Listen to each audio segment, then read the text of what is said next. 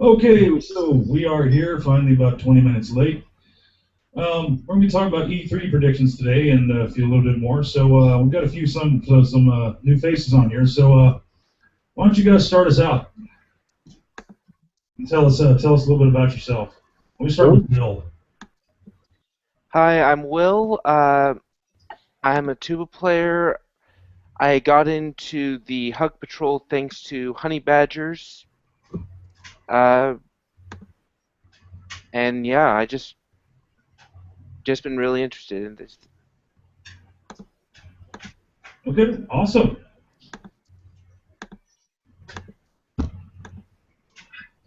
Okay, I've got. I'm sorry, I don't know how to pronounce your name. Is it Incursion. Incurcio? There you go. Yeah. Hey, my name's Incurcio. Basically, White I Now at Twitter. I'm just a guest for now, as Honor Jesus just sent me an invite through the conversation because I want to talk about E3. It's Hey. on the corner. Also, if you don't want to talk about all the other topics we're going to try to talk about, you can always leave if you don't want to talk about them. So, Let's just do E3 first. but I guess we should start talking about E3. So, Yeah. Shit.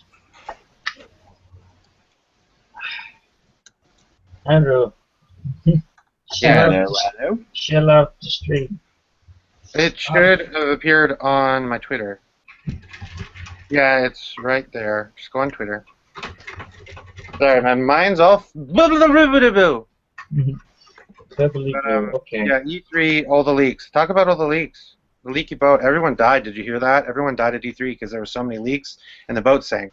Get it? It's not funny. Yeah.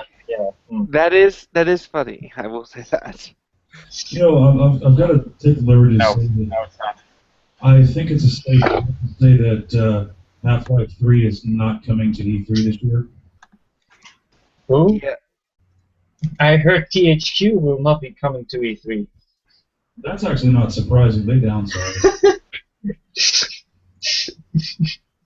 Yeah, but isn't it really good that Kotaku is not going to E3? Just a little, Well, they're not going to Ubisoft, reminder. but I think they can technically go to E3. May Yeah, I? but it's a little friendly reminder that you are not gods. Yeah. Yay, we got a lady. Oh, May I interject? Now, cue patient dropping all of the spaghetti. ah! God damn it, son. Why are you here? You're a grumpy man. Torment you, obviously. Oh. Hello, you're awfully quiet. So, Darkstar, turn her up a little bit. Please very much. Please and thank you. In terms of the actual Kotaku, it's not as big of a victory, I think, in my opinion, as anyone makes it out to. It's something. It's something, but Yeah, all it it shows means is that- they're not in the cool kids club that got invited to the show. They can still report on the Ubisoft. They can still go and be in the cool kids club for everyone else. Well, Yeah. you can't technically report unless you're a reporter. And as we all know, Kotaku are staffed by bloggers. They said so themselves. The writers, I mean, because, Yeah. Steven can deny it all until he's blue in the face. But if he can't control his staff, then he's basically hurting a bunch of retarded bloggers, not journalists. Who do you think that had the influence to actually don't let them in? Like, do you think they have a reunion among the I actually hope creators? that a bruiser throws them out when they try to enter. Yeah. I don't know exactly how you get the credentials or the stuff to actually get in to E3 because somebody ended up saying that it's actually open to the public now, and I'm like, no, it's not. No. But the thing is Well, that I know that Nintendo was doing a contest for what I assume was Nintendo. Yeah, but that's not technically open to the public. That's just open to people who won the contest. you actually have to have a press pass to get into E3, but the thing is that it's remarkably easy to get a press pass. Just say, I've got a spot on YouTube and I do a bunch of reviews and cover these kinds of events. And basically, you can get a press pass, such as long as you meet certain other criteria, which are very minimal. Mm-hmm. Yeah. I don't know if my... Okay, I'm gonna turn up my volume. Yeah, that works. If we're going to talk about E3, the only thing that I have is like news from Oculus Rift. So if I'm going to talk, I'm just going to talk of what I've heard that might come up in E3 about the Oculus Rift. That's fine. Go ahead. And the only thing I heard about the Oculus Rift is that there will be no porn. There'll be no adult games for it. I actually heard some pretty good things. I mean, I heard that I think they're having like a partnership with Microsoft. Uh-oh. And Yeah, Oculus and Rift they're is owned by Facebook at this point, right? yes, Or- it's bought by Facebook, but that doesn't mean there's going to be more. So Facebook basically declared that there will be no adult-oriented programs for the Oculus Rift. They essentially banned porn from the thing, which pretty much is marketing suicide at this point, considering what the machine was hyped up to be. But actually, the games I watched a trailer for one of the games that is supposed to be for the Oculus Rift, and it looks really good. It's called Edge of Nowhere, and it's like a Cthulhu mythos in Antarctica, like a game version of At the Mountains of Madness, basically. It's a really cool trailer, and it looks really interesting now. I mean, I think there's 3 games, besides the one that I just mentioned, there's 2 games that are going to be made, I think, by Microsoft or by somebody to play on the Oculus Rift, I think, like, mainly. It's going to be interesting that they're actually developing games for that type of... I really just see Facebook coins destroying the Oculus. No, I actually think that somebody doesn't have a headphone. Games that are coming to E3, like, what do you guys think about the new Fallout 4 trailer? I haven't watched it. I'm just glad that you can play as a dog in it. What do I think about the Fallout 4 trailer? Yeah. It's decent. What do I think about Fallout 4? It's gonna blow just as much as Fallout 3. I didn't like Fallout 3. Bethesda has disappointed a lot of people by doing illegal, copyright claims and shit. It's not being a very nice guy lately, ZeniMax. And to be fair, the trailer was ugly, very ugly, outdated. Yeah, it didn't look like a very advanced graphics. It looks like the graphics of Fallout New Vegas, or what I've seen. It looks good, but it doesn't look like other games like, I don't know, Bioshock Infinite have better graphics. Right, but when you look at all the games that come out now, the hyped up graphics, and you wind up never getting that in game. I mean, wouldn't you be a little thankful that this is a more realistic look at what the game actually looks like? Yeah, I mean, I don't think that I don't really care about graphics as long as they are good. They don't need to be incredibly realistic, but they need to be decent. It's more important how it looks in game than just the trailer. I mean, maybe the graphics of the game are going to be even better. But they are using an outdated engine. They're using the old one. Well, if they're gonna go for realistic graphics, make the graphics look good. Otherwise, if they're going for a stylized look, it's not that important to make them look super shiny. They're hard to using the say at this same. point. They're using the same system. Mhm. Same. Oh, this is the same problem that the people from Roller Coaster Tycoon are having. Like, do you know the game? It's supposed to come out at what? Are they doing a new one or something? Yeah, it's supposed to be a Okay. new one It's just- called Roller Hold up. Coaster Tycoon World. Oh, It- wait. Do you mean that Abomination iOS game that's more akin to the? No, It's that's has mobile. much to do That's with. mobile.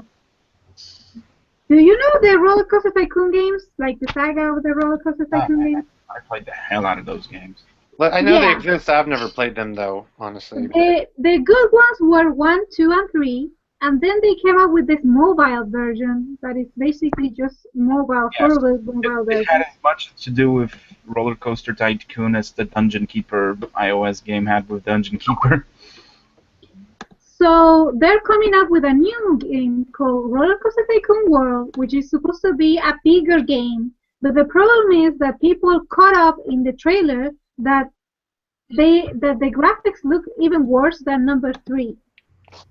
And actually, people are saying that if they come out, and that's really weird, that they were going to do it at first. They were going to develop the game with the same people that did number 3.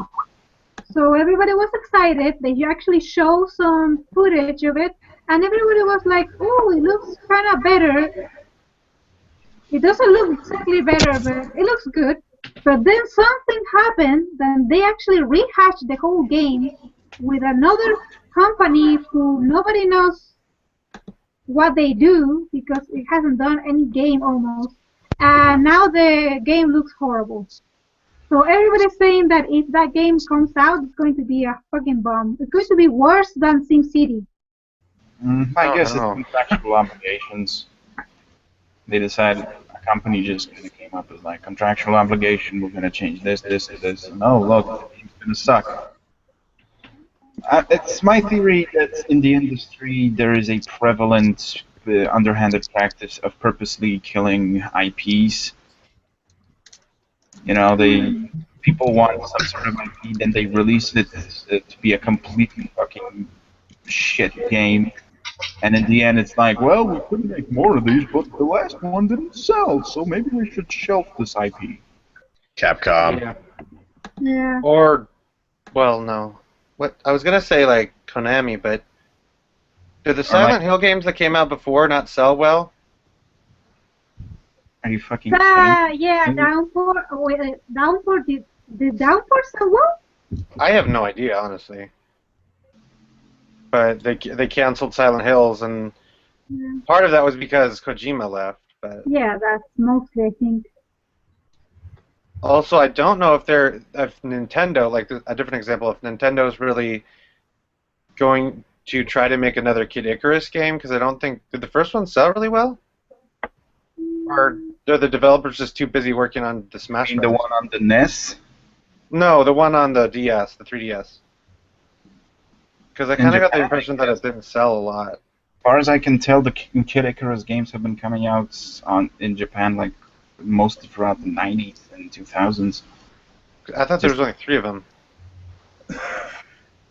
Oh no, here's a better example. Other M, Metroid Other M, that did not sell well, and so now Nintendo's all like, let's scrap the one for the 3DS that we were thinking about doing.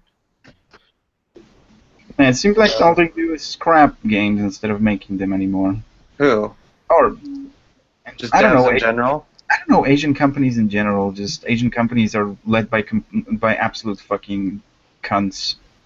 It just seems I don't necessarily like agree those with lovely companies that shut down a game and then squat on the fucking IP just to make sure nobody else gets to play them. Yeah, fuck you too, NCSoft. that. Interesting. What's that? Manta, what are you doing? Me? What are you doing? I'm actually watching the upcoming games from E3. I'm seeing Okay. which games are going to come now. And there's this game that I never heard of, which is called Until Dawn. It What- hasn't been reviewed. What console's that for? I'm guessing. PS3 and PS4. I think I've heard about that, but I don't know anything about it. It's a horror game. Yeah. I thought it was only for PS4 though. Is it horror or like horror survival?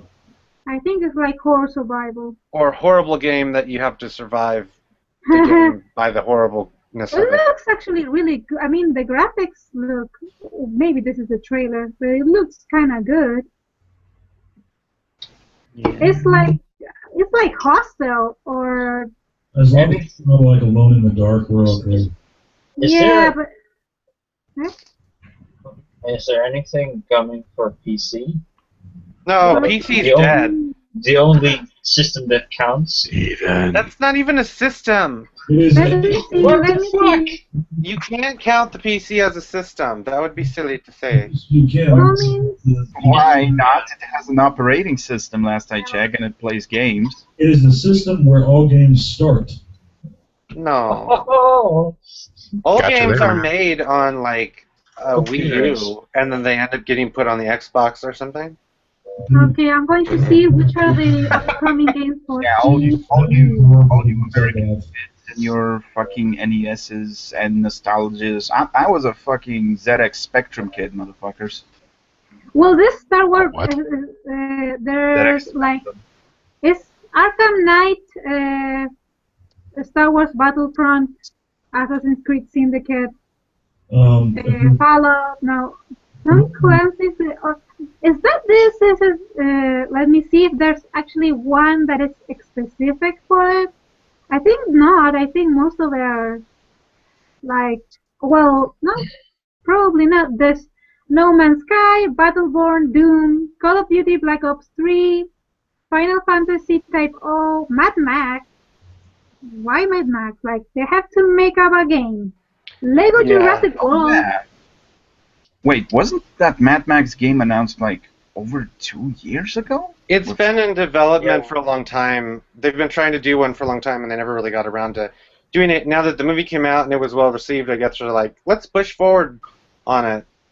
So Oh yeah, Yeah. Hey guys, we're doing this game. I don't know if it's gonna be good. Maybe we shouldn't do it. Hey guys, a movie came out and was successful. Yeah, let's do a movie tie-in game. 'Cause that always works, right? Tom Clancy's The Division is going to be on PC, PS4, and Xbox One, and that's it. Like, I think that's a specific mostly for PC because it's going to be PS4 and Xbox One, and it's not going to be for the other type of consoles. But it doesn't look necessarily good. I mean, it looks good, but not that good. So, do you think there's going to be any surprises at like E3? Any like pop surprises that just might blow anyone's mind? The Last Guardian. Yeah, surprise, the game sucks. There's your surprise. The MGS5 trailer is going to blow my mind regardless. My surprise is that actually they're creating a Yoshi game where you can actually skip the gameplay. Wait, MGS? Did somebody say MGS5? I seriously want to see like everybody at E3 trolled like Tetris Battlefront. No, it's a game for children, and if you actually get too upset because you are falling too much from the platform, it's a platformer. And if you fall off too much from the platform, you can choose a mellow version where you can fly and skip the platform. Hmm? I mean, it's for little kids, but you have to learn to play platform. I mean, why you're going to buy it if you're going to skip this? Win button? Yeah, basic. No, it's like a fly button, so you skip the whole game. You just fly Win over. button. Yeah. Oh, it's the button that you get like in World of Warcraft where you pay somebody else to level up your character. That's a little different. I think they're not using the system as intended. Same. I mean, exhibitors list, show hours, show floor. Let me see the exhibitors list. Maybe we're going to see something interesting. Do you know any exhibitors that you want to see? I mean, MGS5. the only exciting thing for me You is do the realize that any Metal Gear Solid game that's going to come out ever and again is gonna probably a fucking mobile game. Yeah, it's Oh, gonna suck no. ass, but the next one's gonna be fucking awesome. I can guarantee that. Mm, It's gonna be another mobile game.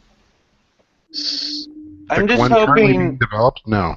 I'm just hoping that they announce that Nintendo is officially going to be making the next Sonic game, and in the next Sonic game, you get to go fast. Oh god. I think they could actually fix. I think Nintendo, especially if Miyamoto was involved, could actually fix Sonic and make Sonic good. Yeah, I'm sorry, but You know what? Sonic You runs know what? I'm just kind of like standing on the side of things, as in, I'm not have absolutely no nostalgic memories related to like the Sega Genesis or the Nintendo games. So at this point, when I'm seeing like games that I'm not even interested in, but good games like Silent Hill, fucking Metal Gear Solid, going down the drain, and Sonic is still alive. Well, it's not going to. It's not going down the drain. It's going to be for Xbox One. I'm practically insulted, and I'm not even a fan of the bloody games. If I was, I'd be measuring myself for the news at this point. No, the Sonic Hedgehog runs too fast for the Wii U's frame rates, okay? You know, I'm looking forward to Tuesday, and I hope Square Enix will share some more information about Deus Ex Mankind Divided. Let's hope it's one of the good ones. Well, Rule Well, of the last Deus one Ex was pretty says good. this one is gonna. Rule of Deus Ex says this one is gonna. Oh no! Wait. Yeah, it actually might be, because wasn't there like an Yeah. iOS game in between that sucked Yeah. really hard? Yeah. Yeah. So I guess Rule of Deus Ex should support the postulate that this one is gonna be good. Yeah, I hope so. I mean, they said they learned from the boss battles of the first one that they suck ass, and that they will improve on that, and that they will make the game entirely stealth optional. Like, you can play the entire game with stealth. Will has something to say. Wait, Human Revolution was already stealth optional. No, you couldn't stealth the bosses. Oh yeah, well, yeah, you couldn't stealth the bosses. You had first of all you had to You kill could be the boss. sneaky about it, though. You didn't just have to come right out in front and shoot him. Yes, no. There were yes. ways to get, like- there was a cutscene, and then they shoot you. Well, Yeah. I think that didn't they end up going back and fixing it for the director's Yeah, cut they a little patched bit? it later on, but the game was shipped with the bosses just being generic boss battles. Yeah. But in I the mean, director's cut, they made it, I think, so that you could possibly be sneaky about how you kill them. Like, I think you could get actually, like, the robots that'll come out sometimes. I think you could get those to actually try to kill them for you. Well, There are other they ways, made too. the boss areas a little bit bigger with some vents here and there and some extra stuff you could use. Yeah, I particularly remember the first fight with the guy that had the Barrett hands, the Gatling gun hand, and he was standing in the middle of a fucking big-ass room with columns and nothing else in it. Yeah. I mean, They had really? a different developer make the boss fights, and they went and fixed that when people responded with, "This was done," when they did the director's cut. I Yeah, don't so know. all you people that bought the original game, now you can buy the director's cut and have a good boss battle system now. Aren't you glad? Yeah. So, Will, you wanted to say something? Sorry, Andrew. It was just you guys were still on your tangent, and I wanted to let you finish out your bit before I popped in. Okay. But and excuse the raw emotion. I've been silent the last few minutes because I was finishing out the episode. But I'm going to talk promotion for a little bit because Microsoft pulled off something really neat with how they promoted for their E3. Okay. They created a Tumblr called Hunt the Truth, and they did this audio drama weekly with that's supposed to be a biopic of the Master Chief. Oh, so is it something like I Love Bees? I don't know what I love bees. It's like a augmented reality game No, where there was a site called I Love Bees that was just presented as a crappy bee-loving blog, but it was actually there was something not right with it, that you could like find encrypted messages from the government and shit like well, that. there that's was cool. there was a little bit, but the the main aspect that hooked me into it was a weekly audio drama talking about Benjamin Duro, played by Michael Key of Key and Peele, or whatever the name. And he went around. It started out as him trying to make a Oni presentation on the Master Chief, and then him going against Oni. Basically, the two sides that we might get to see with Blue Team and Fire Team Osiris. Now, there was some other stuff coming in with the Hunt the Signal game, but yeah, and I just finished the two-part finale, and Yeah, but isn't it kind of? You gotta admit, it's a little silly when you think about Microsoft now trying to make Master Chief some sort of deep developed character instead of just a bloke with a bucket on his head, because it's always a bloke with a bucket on his head. I like a lot of the bloke on its head. At least there's something new to Halo, except for shoot this, move on, shoot this, move on. Right, and I do send a lot of that to the fact that Halo 5 is 343 and not Bungie. One of the things that, at least from what it sounds like to me, is that I really do love, first-person shooters. I love the gunplay and some of the brainless action to it, but I really do love a good story. And I'm not saying that I prefer a story over gameplay at all. I'm just saying that I really wish they would put more thought into it while giving us great gameplay. Well, first, the story has to conform to whatever type of gameplay they're doing, and so if you're doing like some weird epic story and the game is literally just like the match 3 puzzle thing like Candy Crush, that's stupid. Please I'm sorry, but it's dumb. Please don't get me started on the Game Devil. Let's not talk about the Game Devil. Okay. What? A game that sucks money faster than a proper victimized SJW's Patreon. Oh my. Gabe Newell. Oh no, he's in my room. Oh, not again. Has anyone seen that YouTube video of puppets talking about Candy Crush and how it's like addictive as drugs? And what is smack? Well, it's very misogynistic because it's targeted at stealing women's money. I don't know. I've never played Candy Crush. I tried to play Farm Saga, and I got bored. Well, that's because you're not a real woman. I'm sorry, that was terrible. I tried to play a couple of those mobile games like Clash of Clans and the Simpsons game. Oh, me too. And the only way that I actually won was when I went to a certain subreddit that dealt with hacking. I played Call of Duty Heroes, which is basically Clash of Clans or Clash of Heroes or whatever. The only microtransaction game I tried was what was it called? Was it Yeah, I think it was Civilization Online, and then it ended up that it turns out that you have to equip your units with fucking premium items, so they're not worth a damn in the field. So there was that. I actually do very good in microtransaction games because I am the people that like to wait. So I basically just advance the game waiting.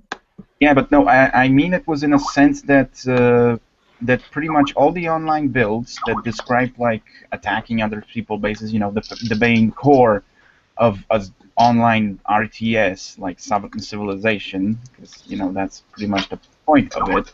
It turns out that all the guys are just said, look, if you're gonna try to go with whatever the items you can actually get via playing, then you're not gonna live in the battle. So it wasn't even a case of me wanting to wait. It was a case of buy this shit or you'll get steamrolled all the time because you suck. So does anybody have anything else to say about E3? Well, actually, I'm interested to see what Syndicate is, what the full input on Syndicate. Excuse me for 1 second. I did buy into the hype just a little bit. Well, the last Syndicate was kind of shit. Yeah, but I did buy in, and even if I'm not going to actually pay for the full thing, I got the shilling necklace. Holy crap! Video. We're updating. Huh. Yeah. I'm video, and now I'm not. But beyond that, it's just I don't know too much. I know the games I follow, and I think we're going to see a lot of cool stuff at E3 tomorrow, today, Tuesday, all that stuff. Well, I'm excited to know what Nintendo ends up saying because, yeah, I like Nintendo. Oh yeah, me too. I'm really hoping for another mainstream Pokemon. Okay. Sorry. Okay. Pokemon's not my thing. Okay, I Pokemon took fans, my I last got a one. question. Just why do you look forward to new games? I mean, stop me if I'm wrong, but it's probably going to be 150 new furry bastards to catch, a league to beat, and some towns to visit. And the monsters, the Pokemon are going to be more abstract and less like cute and stuff. Yeah, let's I Wasn't think there- more I think blocky and weird. It's just the strategy. It's just some of the strategy and some of the stuff behind it that I like. Yeah, I mean, to each their own. Game to game. I actually played the first generation of Pokemon Red, but after that I just sort of fell out of the loop. I guess it's because Game Boy cartridges were really fucking expensive at that time to me. Oh yeah. Well, Never played a Pokemon game ever.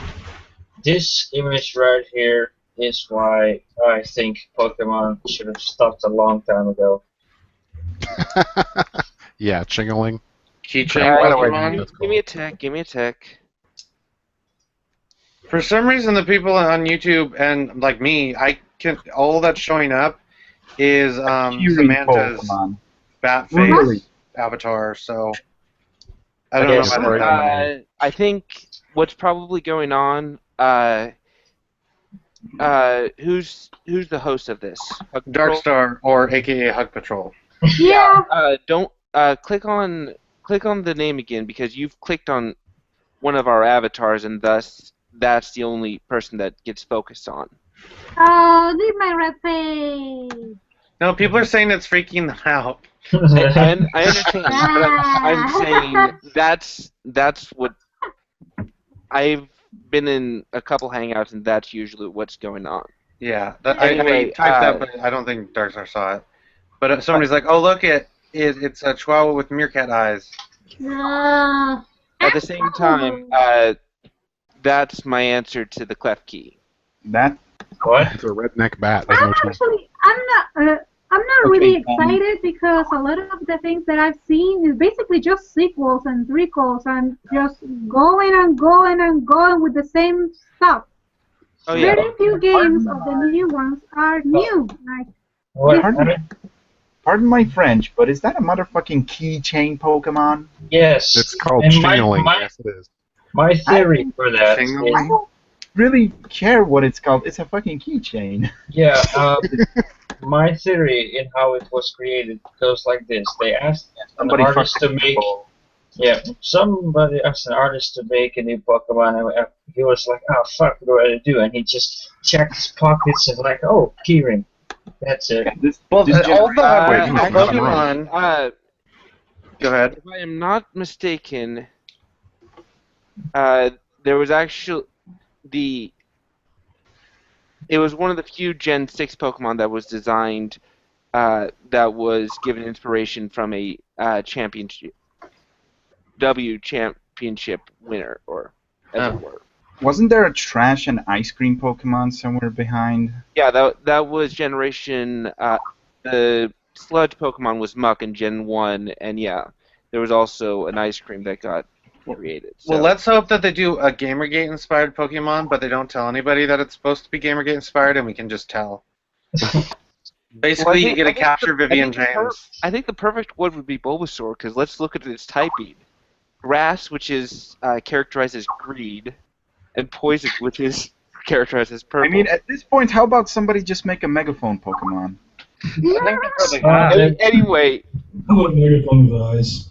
You mean Okay. Lee Alexander? let's Yes. let's move on before we start talking about victim Pokemon. Yeah. I once watched like a porn-based version of Pokemon. Ew. Why It would you was do like that? Okay, yeah, it let's- was like all sorts of gay porn versions, like they were tiny chibis. We're getting into dangerous topics here. Yeah, we're getting into Rule This is- 34. Let's move yeah. on to the next one. I wanted to ask, what is the problem that I heard that there were people having problems with the Tomb Raider trailer, the new one. I don't You know mean the why. sequel? Yeah, the sequel. I don't Oh. know why they were angry about Lara Croft being on a mountain. I don't know. I don't know either. okay, There so, were some issues. does anyone know about the Kickstarter for the new documentary going up for Gamergate? Oh, what's the rule on language? Because I feel I need to know that in You advance. can swear if you want. Fuck you guys. Okay. Oh. Because yes, I heard about it, and Yeah. just seeing Otter Jesus' interaction with it today, I can only say Whiskey Tango Foxtrot. What? Okay, I missed the other Jesus interactions. What's going on? I asked them. I said, "Hey, I'd be willing to be on there," and I said, "Gamergate saved my life." And then kind of did. And then they said, "Oh, send us an email," and I'm like, "I'm afraid to send an email. yeah, I don't want them to why like do something with my email." I don't think I do anything with your email. That's why I said Whiskey Tango Foxtrot, because Just say fuck, dude. If you watch the video on the Kickstarter, it seems amazingly one-sided. Yeah, some of the people I hate the most in the industry right now are the ones they interviewed. The thing is that the way that they try to portray it is that, oh, we need to come to a common ground. Let me read you an excerpt on what's actually there on the bottom of the page. Before there start comparisons to Expelled, No Intelligence Allowed start popping up on the internet. But it's important to note that we aren't just looking to document the history of Gamergate. There are plenty of YouTube videos, viral images that attempt to do that already. We're much more they say that. interested in having the conversation about how to put this past us. In my opinion is this: there's no putting this past us, because there can be that can't be corrupted. Gamergate or something like it must always exist because it has no leader to corrupt. May I step I don't in want to on move that? on until the problems are solved. I don't even think you have to go that deep to see what's wrong with this with this project. You have to go as far as the first full paragraph, the last sentence in that. And yes, it's about ethics in games journalism. Well, here's the thing. Like, they could actually just be really stupid and not really seem to have thought about it a lot. And now that they have the Kickstarter, now we're like, hey, All right. what's going on here? And then I reach out to them, and they're like, you haven't emailed us yet. It's like, but I'm afraid. Little brother, check this out. What? If Gamergate says anything or does anything, Mm-hmm. it says that there's two sides to every story. Okay, whatever. But by having Gamergate having Gamergate admit that we were a part of harassment or doing anything like that, Yeah. it would sound like, oh, okay, we're coming to middle ground. There was really some harassment, but that ties I us don't- to that. The thing is that if they say that they were a part of harassment, they had some harassment, they did do some doxing, blah blah blah. They don't look like the bad guys at all, because the spotlight is on us and what we did. So this whole thing about trying to draw us together and moving past it, there's no moving past it. That's the end of the story. Well, only Anti-Gamergate would want us to move past it.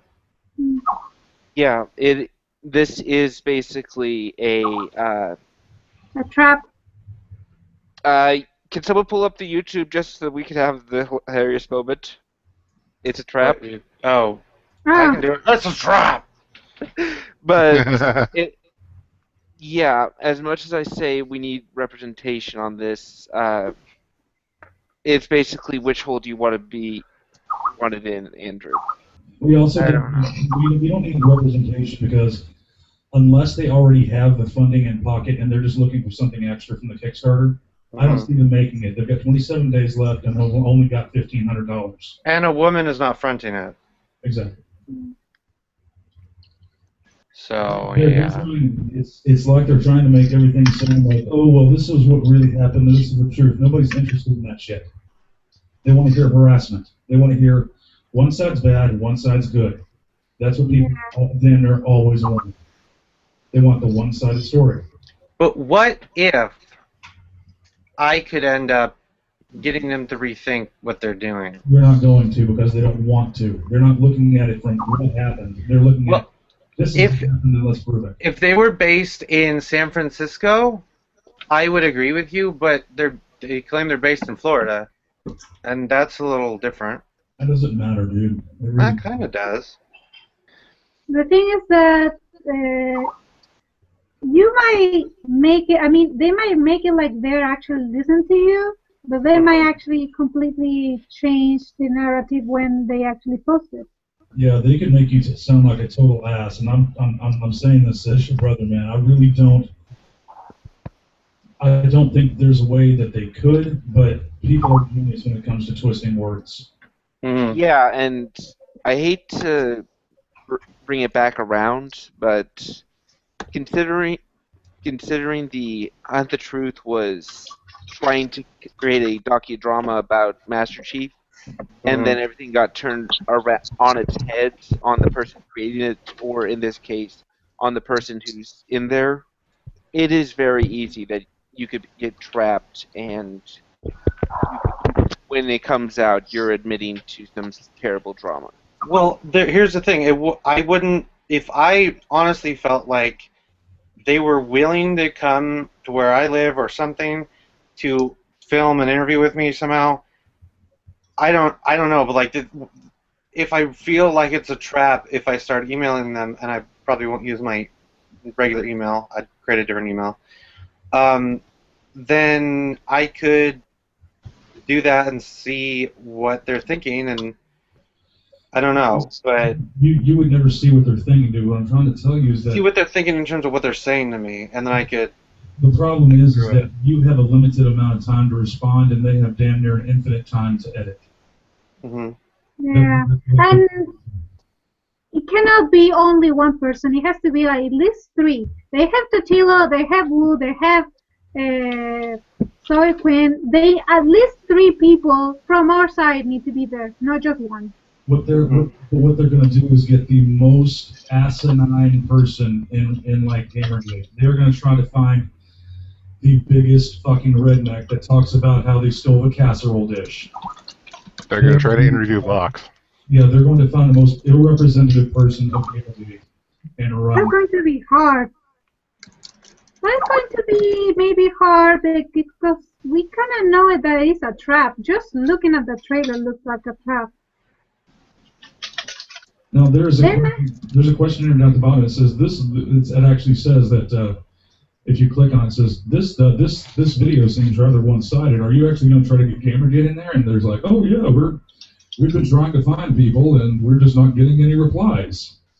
Because we know it's a trap.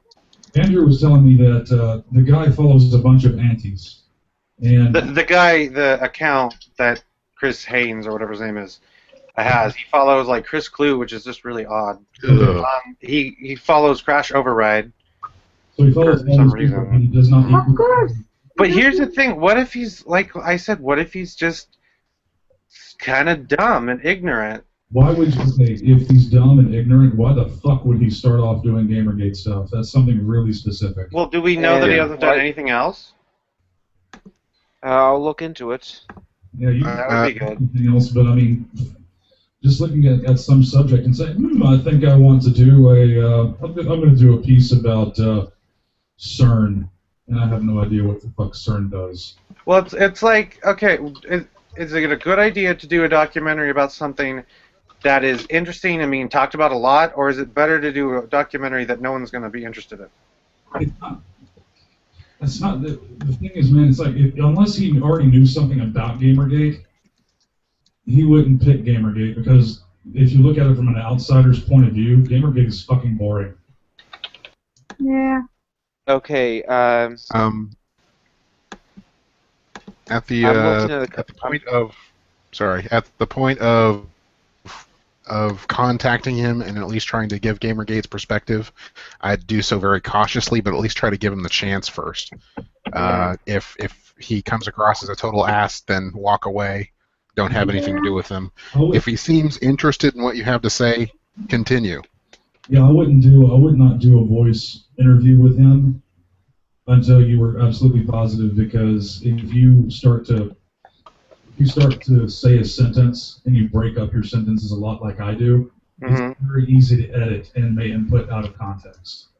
Well, yeah, I wouldn't just do it willy nilly. I like try to have give myself notes to have and stuff. But I really like if it's a trap. Are they really gonna want me on there? Well, I don't see them trying to trap you with you noticing it. Like, okay, here, for example, well, I just like to spread positivity in Gamergate and get people to be nice and stuff to each other and be supportive to each other, and I post otters, and then they turn that into, man posts otters, kills people constantly. Yeah, but I can tell you instances right now where I could put it in a way that while you are not a bad person, you don't know anything about all the other people in Gamergate. Yeah. The thing is that they could actually use your jokes about harassment, like the cucurujo drawings that you have where you're supposedly harassing people by hugging them. They actually might use it in a very straight-faced way that you are actually harassing people. And on my end, there are a lot of people with Chris Haynes that have IMDb accounts. Yeah, there's many. Yeah. The one that I think has any sort of the closest tie has credits to Time Team, a TV documentary, and the Roman invasion of Britain, which... That sounds so riveting. Yeah. Well, there's another one where it's Christopher Haynes, and he works in the sound department. Yeah. How are there so many? Probably because Chris is a popular name, and I don't know how popular Haynes is. Wait, Gamer has... I think I just saw it implied that Gamer has like a IMDb page? There's a 2009 Gamer... Well, you would have to have the hashtag. Yeah, no, that's what I'm doing. Supposedly Dark Souls 3 is coming out for 2016. Yeah, there's nothing. There's nothing on IMDb presently that is exactly hashtag gamer.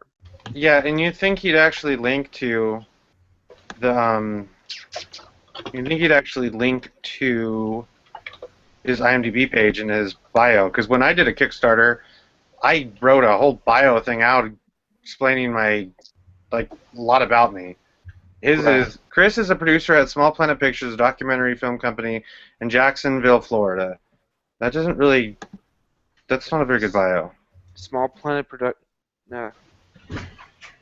Yeah, there's... If you look at this from put your tinfoil hat on for a second, and you were like a bunch of anti-Gamergaters wanting to get your view across, you would want to use a producer that looked like he had come out of nowhere.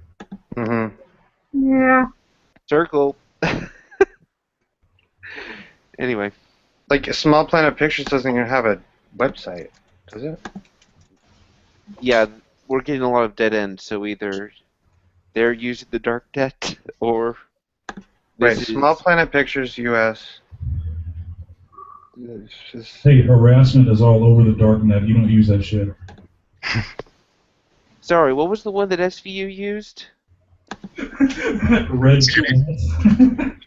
No. For the deep... Oh, deep web. Yeah. The dark web. Dark web, yeah. Okay, so I found a Small Planet Pictures that is a distributor on IMDb. So, yeah, that's weird. People need to be digging into this. Like, really familiar to me. I mean, I saw his face and I was like, dude, that guy looks really familiar. I don't know what it is. Well, a lot of them will look the same. What? That's Yeah. racist. Let's try this, shall we? Okay. Ooh, I'm looking at the stuff that he's backed. Oh, he backed Women in Tech, the book. Created by Tara Wheeler Van Blank. Okay, and just do that. Go over here and let's. He backed a project called Men of Game Development Calendar. Oh, it's just sexy men and game development. Yeah, So no sexy men actually. Aw. There's no sexy men in game development. throw that up, and let's see what we can get. Nope, nothing. Dang it. I haven't been looking at the YouTube chat. Oh, they're part of Hackers Member. Really succeeding.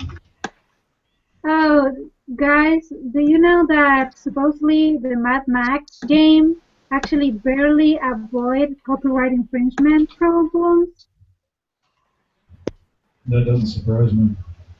Yeah. Andrew, Yeah. is for Twitter, is it Hainsington? Is that the Twitter handle for Mr. Haynes? I will find it. Just a minute. I was just looking at it. What? Yeah, that is. Never mind. I gave Sean it. Okay. Yeah, Hainsington. Okay. So I don't know. I may disappear so that I can have some steak, but if you're still up, I'll be back. Okay, we should probably move on to a new topic, though. I'm watching. I'm like looking for games on E3. Mm-hmm. There's supposedly there's a new XCOM game. I don't know what it is. What type of game? Let's move on to a fun subject. Transracialism. Oh, That's so fun. Oh no. We weren't just talking about E3 though. We're going to talk about other stuff. Okay.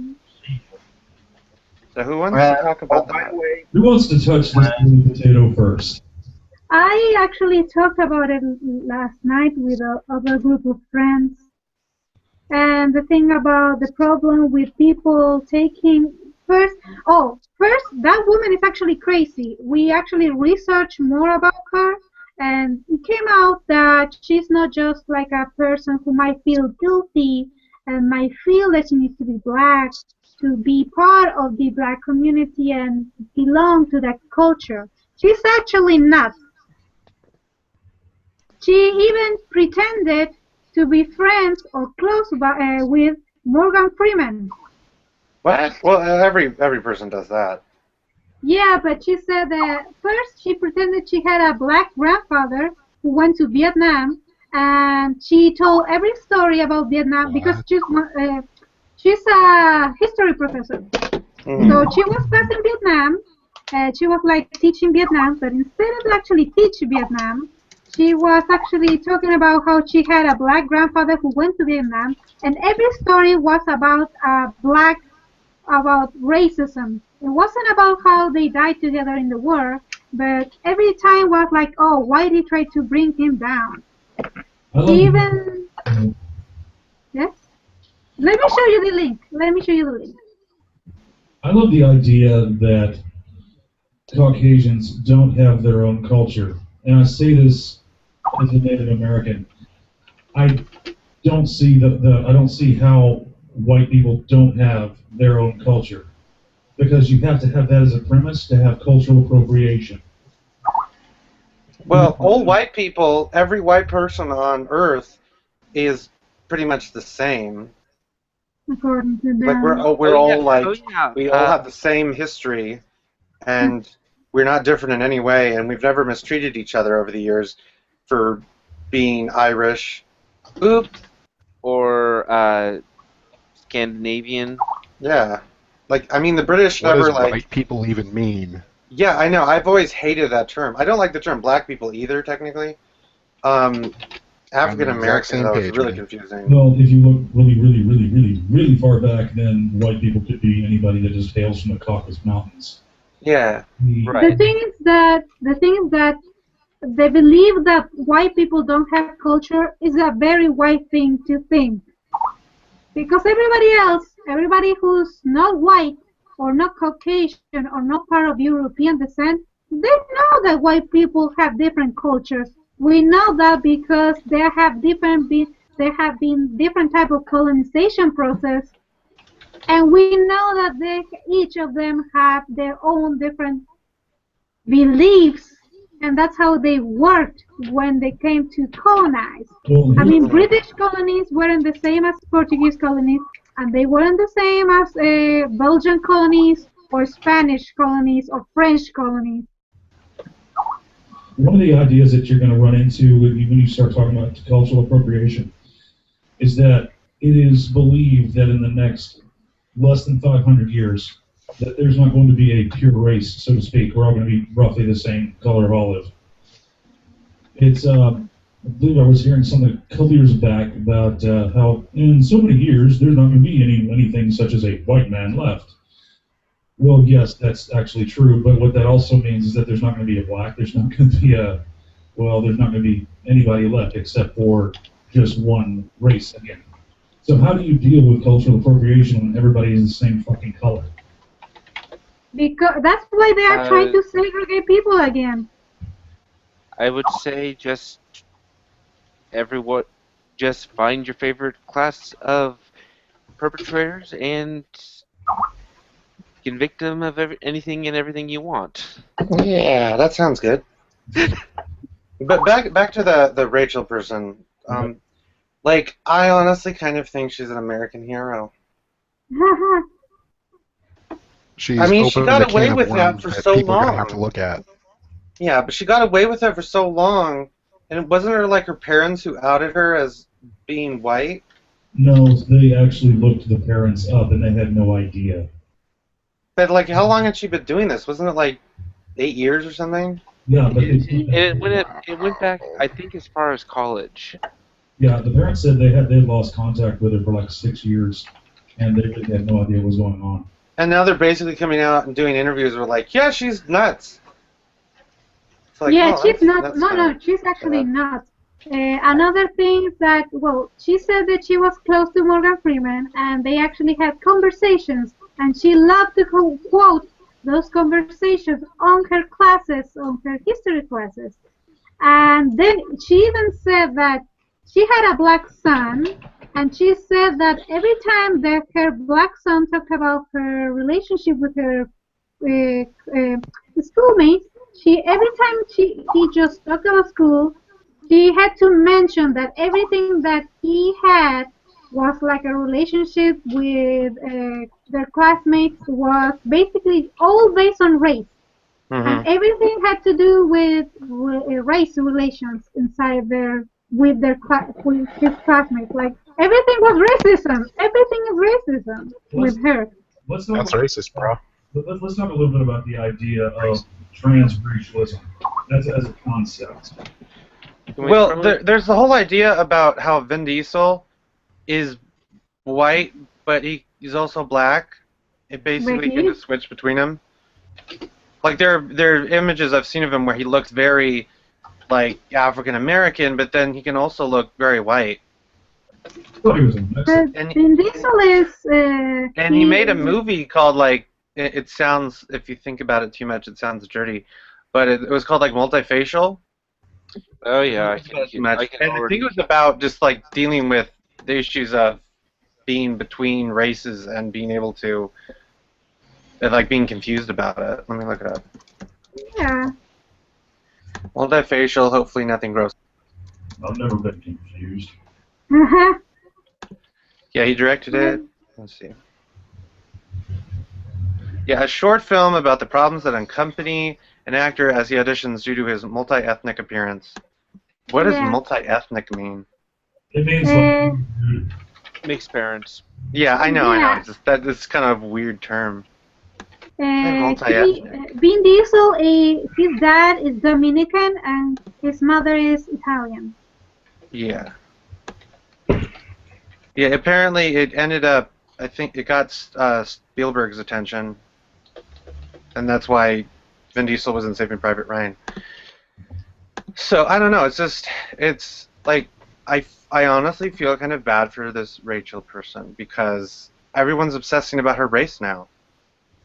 Like, weren't we supposed to move Well, beyond race? yeah, but well, she was obsessed with her race herself. She brought Right. it on herself. Yeah. Well, she didn't want people to know, but they had to go look her parents up. It'll be interesting to know what she says tomorrow because she said she's going to address it on Monday. Yeah, I mean, it all started with the death threats, the supposed death threats that somebody was sending to the organization, and the whole thing that maybe it was herself sending the death threats to victimize herself. And that's where the whole thing started. Yeah. What's interesting is the NAACP came out and they're like, you don't actually have to be black to do things here. So it's like what here's the thing. What did she gain from like what any like serious gains did she have from doing what she's done? Victim status. Yeah. Yeah. That's, She gained. Yeah. She gained what? Sorry, I completely lost my train of thought. Continue. She gained was the ability to put herself in her own fantasy. She wanted to be black, and in doing so, she tried to make her look like what she was like. So therefore, she gained what she wanted, which is, I guess, the blackness. Yeah, but it's not just the blackness, because there are Japanese people who like to be black and they actually paint their faces darker, but it's not the blackness, it's they actually want to be black. Like, they think it's cool, they like hip-hop and all of that, but what she wanted was the oppression card that came with the blackness. She gained preferential treatment from racist people. That's what I wanted to say. Sorry. Is it basically the same thing as the transableism bullshit? Yeah, that's I think actually that's the thing. there's like okay, if you're going to talk about transableism, it's like those people actually apparently have weird mental issues that make them basically want to hurt themselves so that they don't have an arm or whatever. I don't. This applies to any disability. It's like I believe I should have XYZ disability. I just think I should. And the problem with that is you want the illusion of having this disability. You don't actually think that you want it. It's in your head because you don't know what it's like to actually be disabled. You can only fantasize about what it's like to be disabled. Yeah. Like, why would you fantasize about having like broken legs, like severely broken legs, or having like your arm cut off? I don't know. I mean, there's people out there be like, dude, I thought a seizure would be so fucking cool. Until you wait, somebody has said that before? Yes, I've had weird. I've had drug addicts tell me, dude, I bet that's so fucking awesome. You should be able to put that in a pill. They're drug addicts. Well, don't listen to them. There's actually people that are like, nitro junkies that are like, dude, that'll be such a charge. You know what, dude? If you want it, I'll give it to you. You can fucking have this shit. Just go watch Pokemon. The thing is that the people are so obsessed with trying to accept body gender dysphoria, they actually forget that there's common body dysphoria, which is a condition, a mental condition, like the people who will actually go through surgeries to look perfect, and they go through hundreds of surgeries. Like real life Barbie? Yeah. Those people are very similar to transabled because they are not going to be satisfied until they modify themselves to be what they want. And there are the people who always see themselves as really fat. I don't think having eating disorder. I don't really think that they want to get to the point of what they want. I think they want to be nothing like what they want. I think they want to be totally disfigured. They want to. It's a lot like gambling. You know how a gambler will gamble until the money is gone? It doesn't matter if $3 million, they want to go gamble some more. So you think they don't look at success as success. They look at failure as success because that's what they feel emotion from. Mm-hmm. Yeah, they have mental issues, and what bothers me is that people start to say like, "Oh, if a man can be a woman, how can people not be able or disabled or black or white?"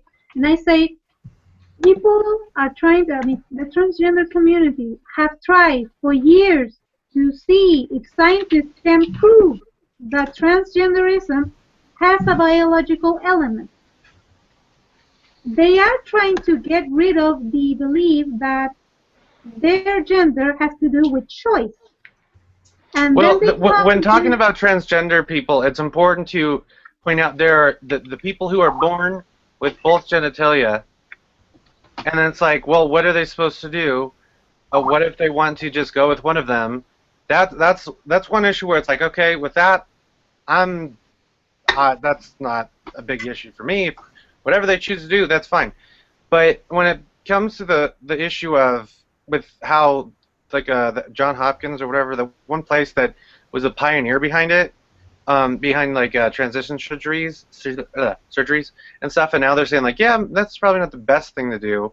And there's this one guy, I can't remember what his name is. He has a website where he was transgender, and now he's like really regretted it and tries to encourage people to just seek like counseling and stuff when they're experiencing those issues. And so it's really complicated, and when people make it sound like it's just it's super easy and to understand and blah blah blah, and then there are transgender people who are like, I don't want to have anything to do with the transgender community because it's toxic, like Hidden Tara or whatever, her video about it. That was a really interesting video because it was actually a video responding sort of to the people who were saying Milo was like a horrible monster for why? The things he thinks about transgenderism and how it's better to try to help them with like psychological counseling and stuff than to do a surgery that has not been proven to actually help transgender people not commit suicide. The thing is that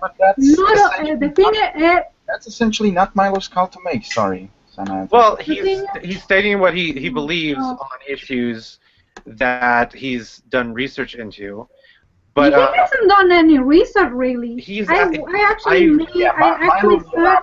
Great. We don't need to get into Milo and what he believes and stuff, but like Hidden Tara is like, yeah, like I don't have a problem with what he was saying. Like I disagree, but I don't have a problem with it. So I don't know. I practically agree.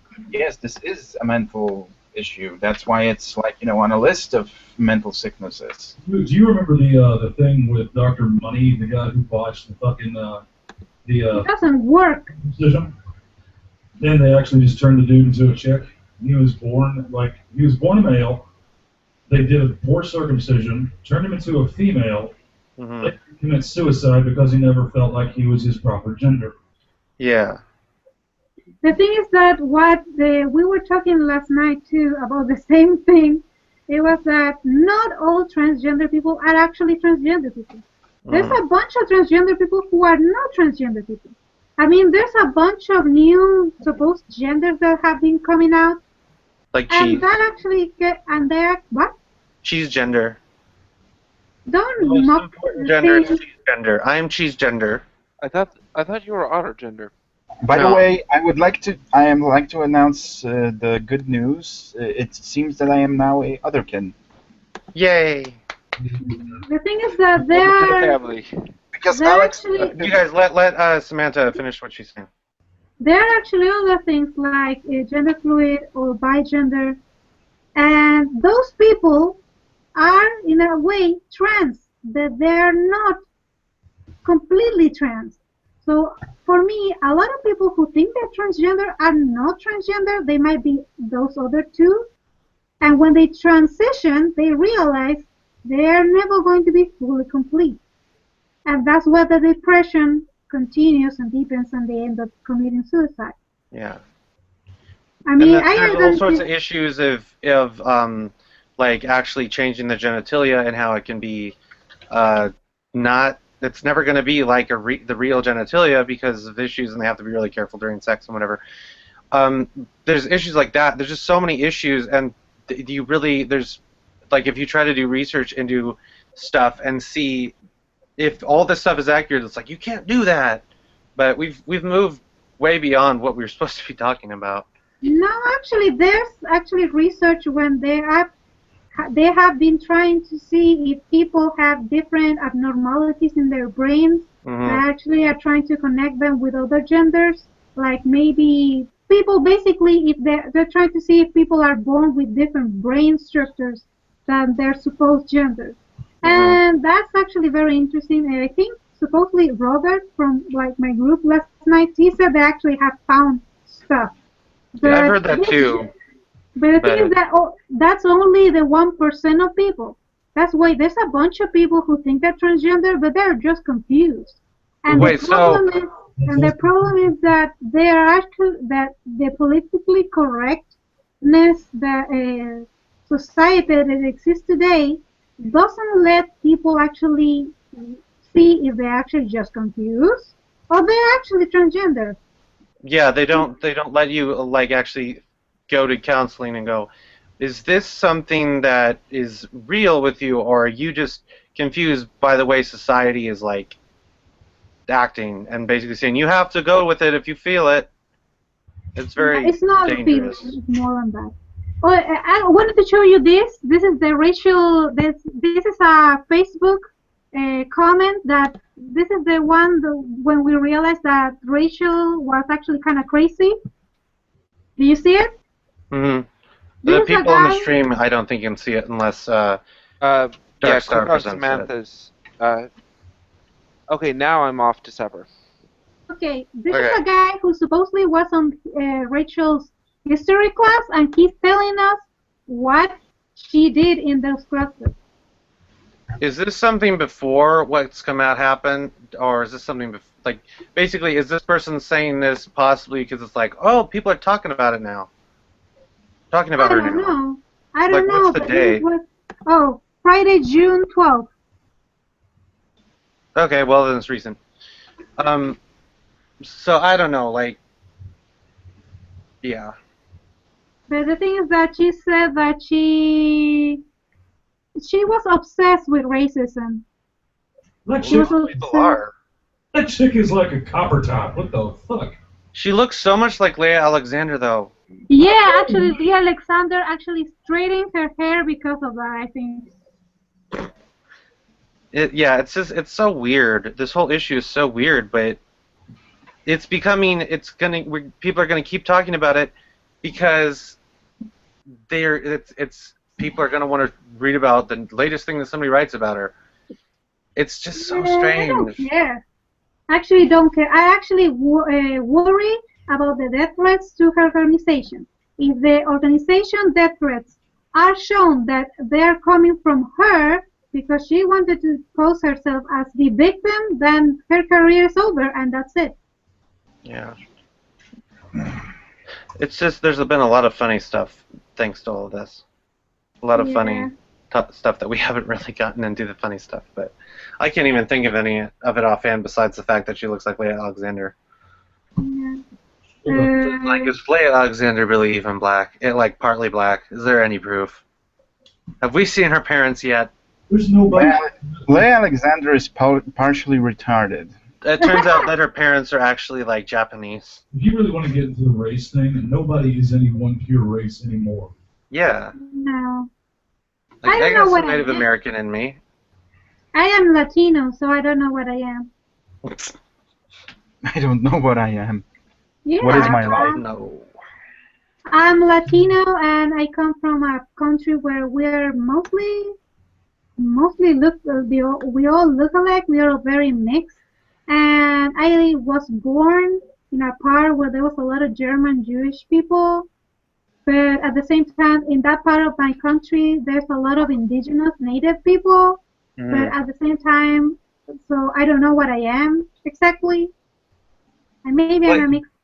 Growing up in the Philippines, I've noticed how there's a mixture of there are people who look very Chinese, but not like exactly Chinese because they have a little more tone to their, like, darker tone to their skin color, and then there are people who look very Hispanic or like something like Mexicans might look like who aren't white because there are apparently white Mexicans, and then there are people who look like in between, and it's because of then there's also people who look like the way the people that actually lived in the Philippine Islands before people started coming over, like the indigenous people.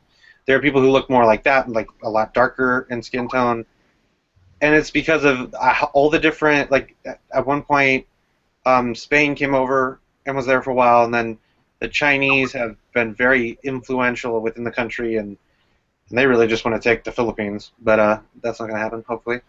So it's just really interesting to see a country where people look sometimes drastically different. I'm a quarter white. Yeah. Apparently that's enough to make me solid white. Yeah. Okay, let's move on to something else, maybe. Something fun. What characters should be in Smash Brothers? Yeah. Oh Do you my guys want me to go God. first? Do what? I don't know. You want me to go first? Sure, why not? Well, I was talking about this on Twitter the other night, but they really need more Metroid-related characters, and because the Space Pirates are very generic in general, I realized, like, I've always thought they should have a Space Pirate in there as a playable character, but, like, I realized they could have Weevil, the one character from Metroid Prime Hunters that, like, his transformation thing was he left behind his bottom legs and then they could shoot people. That would be really interesting with Smash Brothers, I think. I want to stick with ball bombs. How would that work? What would their power be? They I just have no idea. I just want to see them. but yeah, they have way too much Mario representation. Yeah. Like, it's not a bad thing per se, but it's just there's so much, and there's like Metroid has Samus, and then they had to split Samus into two characters. Like Dark Samus would be kind of cool, but it could not be a clone. It would have to be completely different whole moveset. But yeah, what do you guys think? And you can be silly if you want. It's fun. I can be silly. What kind of games? I mean, there's like Animal Crossing, Mario. Which else are the games like the ones that are in Smash like in the game? Like there's Wait, Animal that are already in Crossing. the game? New Yeah. characters that are already in the game? Well, they Yeah. have the Animal Crossing characters, and just a second. Dark Star, can you unselect Samantha because people are complaining about the bat? Yeah. Sorry. That bat is a freaky motherfucker. It's like the worst thing ever. No, but it's they have Animal Crossing character. Oh, go ahead. What was it? What's the animal? No, I was going to say that it's actually like a squirrel, but has been like has gone through taxidermy, a very bad taxidermy. Ew. Okay. But yeah, so like in the latest game, some of the newest additions were Animal Crossing. They had the Wii Fit trainer, and that was really weird. So, and then now they've just announced, well, they didn't technically announce because it was leaked, Ryu from Street Fighter, and then Roy is coming back, and then Lucas had already been announced. So, I really kind of hope they continue to do that and just basically go, hey, this game, we're going to keep adding to it, and I'm hoping eventually they announce a story mode. Because I love the story mode from the third one. They have Link or Zelda? They have Link and Zelda, and they have... It used to be Young Link, but now it's Toon Link. Can we have a chimera between, like, Princess Peach and, like, Voltron?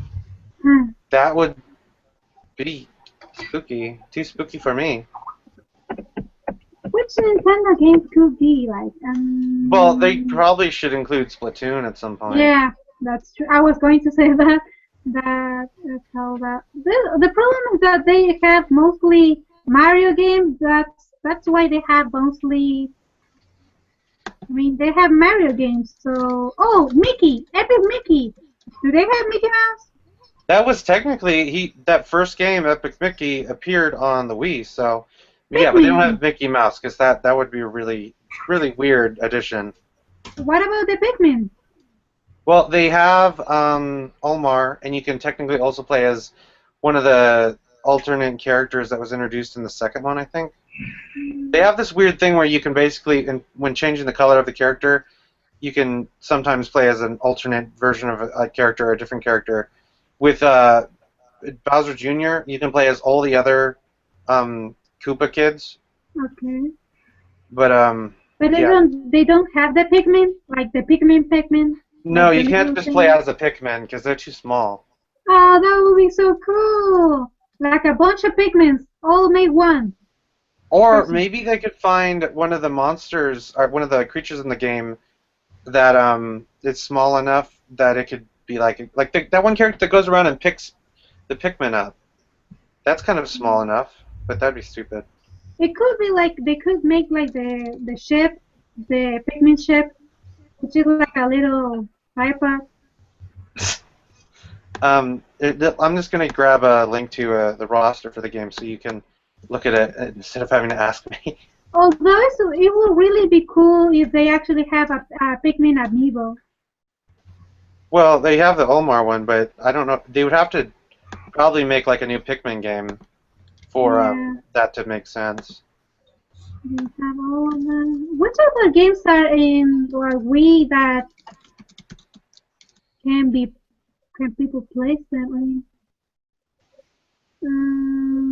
That's owned by. It could be a character that's owned by a different company that was either on a Nintendo system or was whatchamacallit. Well, yeah, that yeah. So like, yeah, like Snake. He was technically on. He was on the GameCube technically, and he started out in the original. Wasn't it the SNES or the SNES or whatever? I can't remember. Sneeze. But yeah, it can't be something like. Well, I like calling it the SNES because it's weird and it makes people go, "What?" But my brain is dying.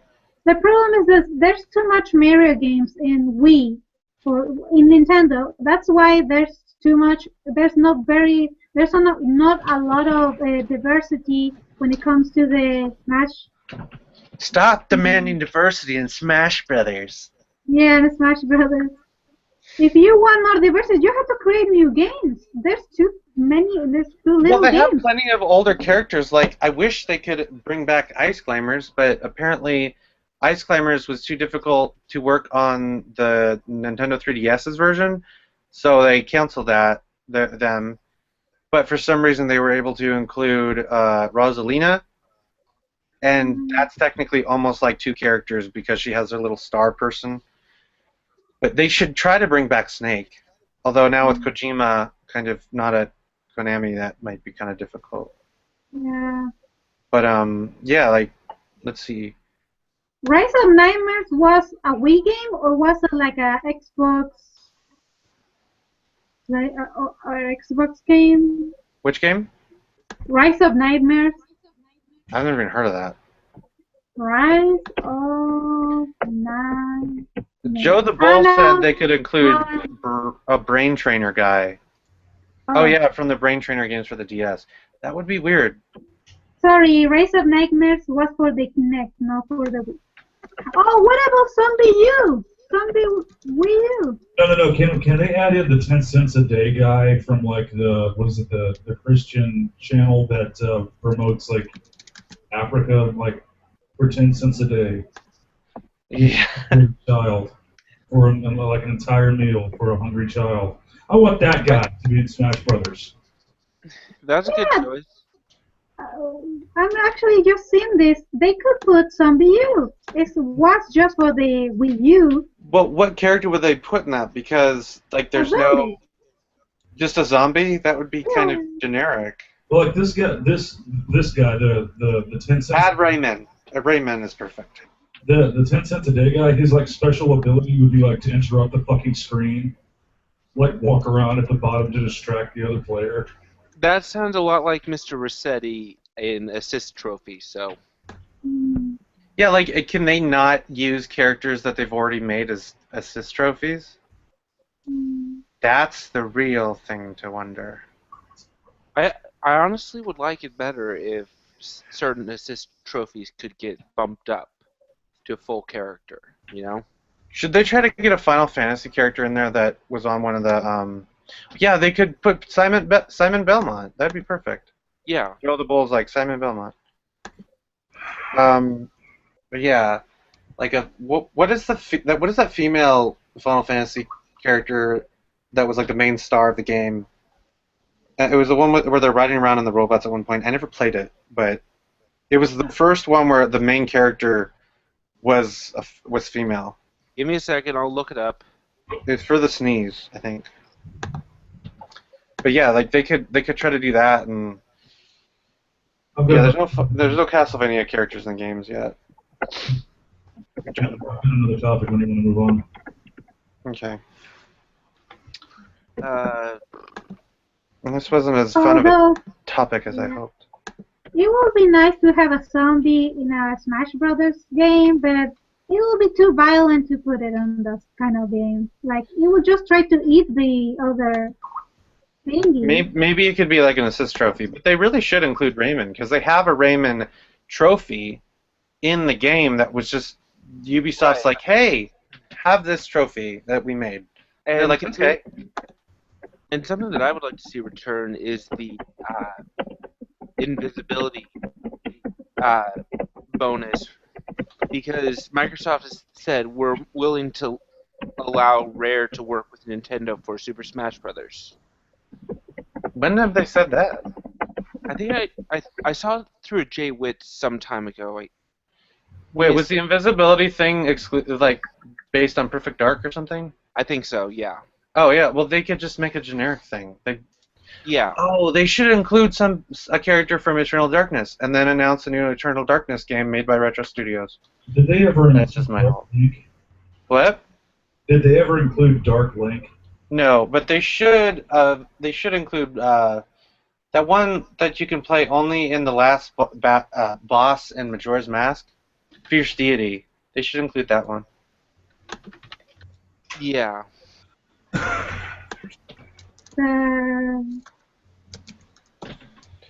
And then they could include like Tom Nook, and what he does is you just stand there and then you make everyone like be in debt to you. Oh. You also need to include the OxyClean guy, the old one. Yeah. No. No, the ShamWow guy. No, they include the ShamWow. Hi, Billy Mays here, and I want to be on Smash Brothers.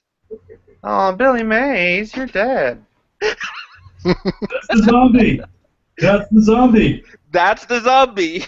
Yeah, and then they make like a new Zombie U game where you play as Billy Mays' corpse. And you can unlock the character that does the ShamWow, the young dude.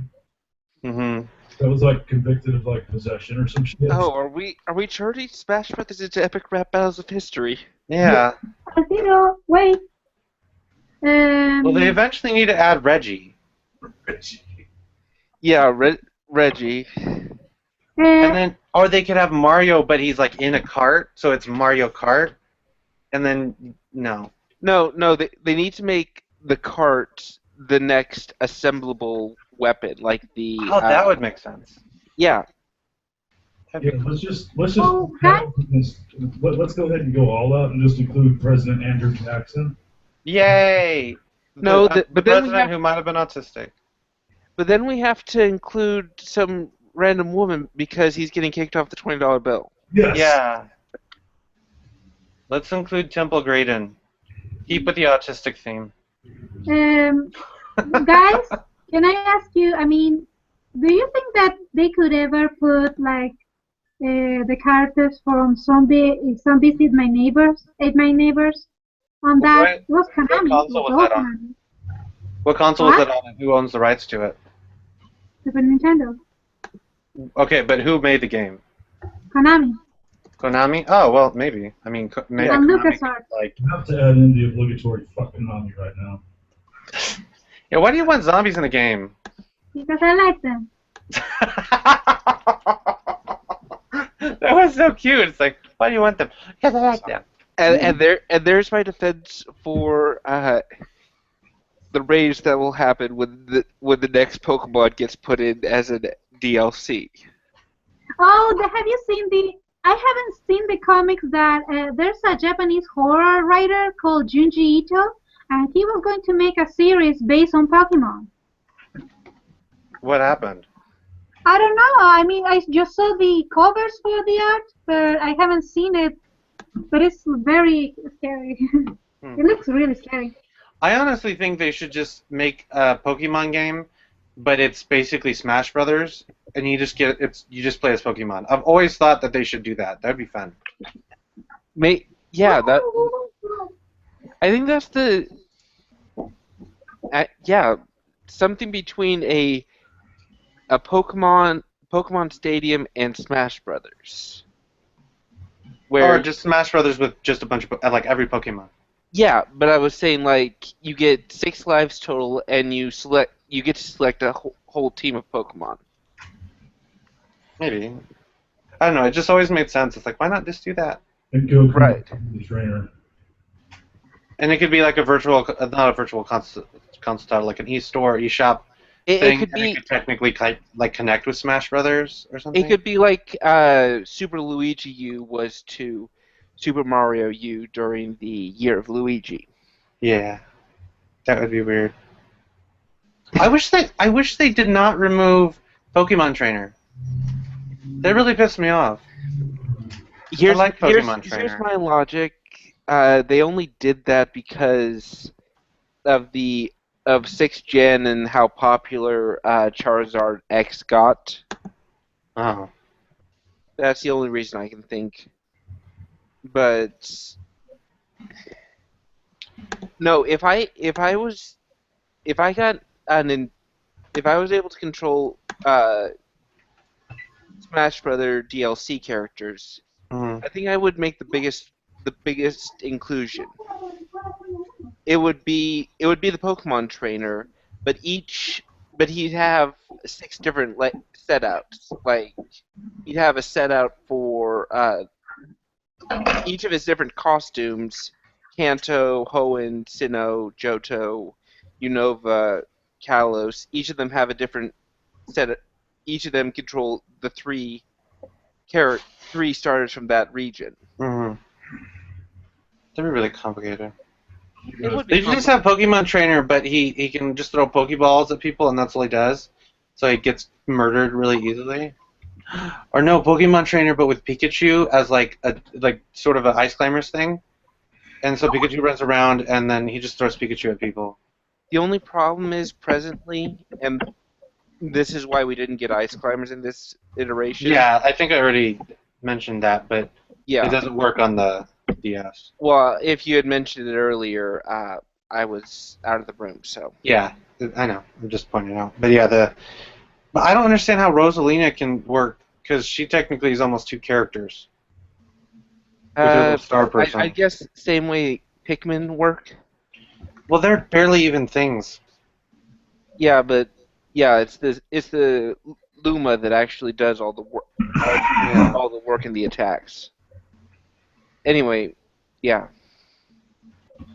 Well, Darkstar, do you think we should move on to the last topic about high heels?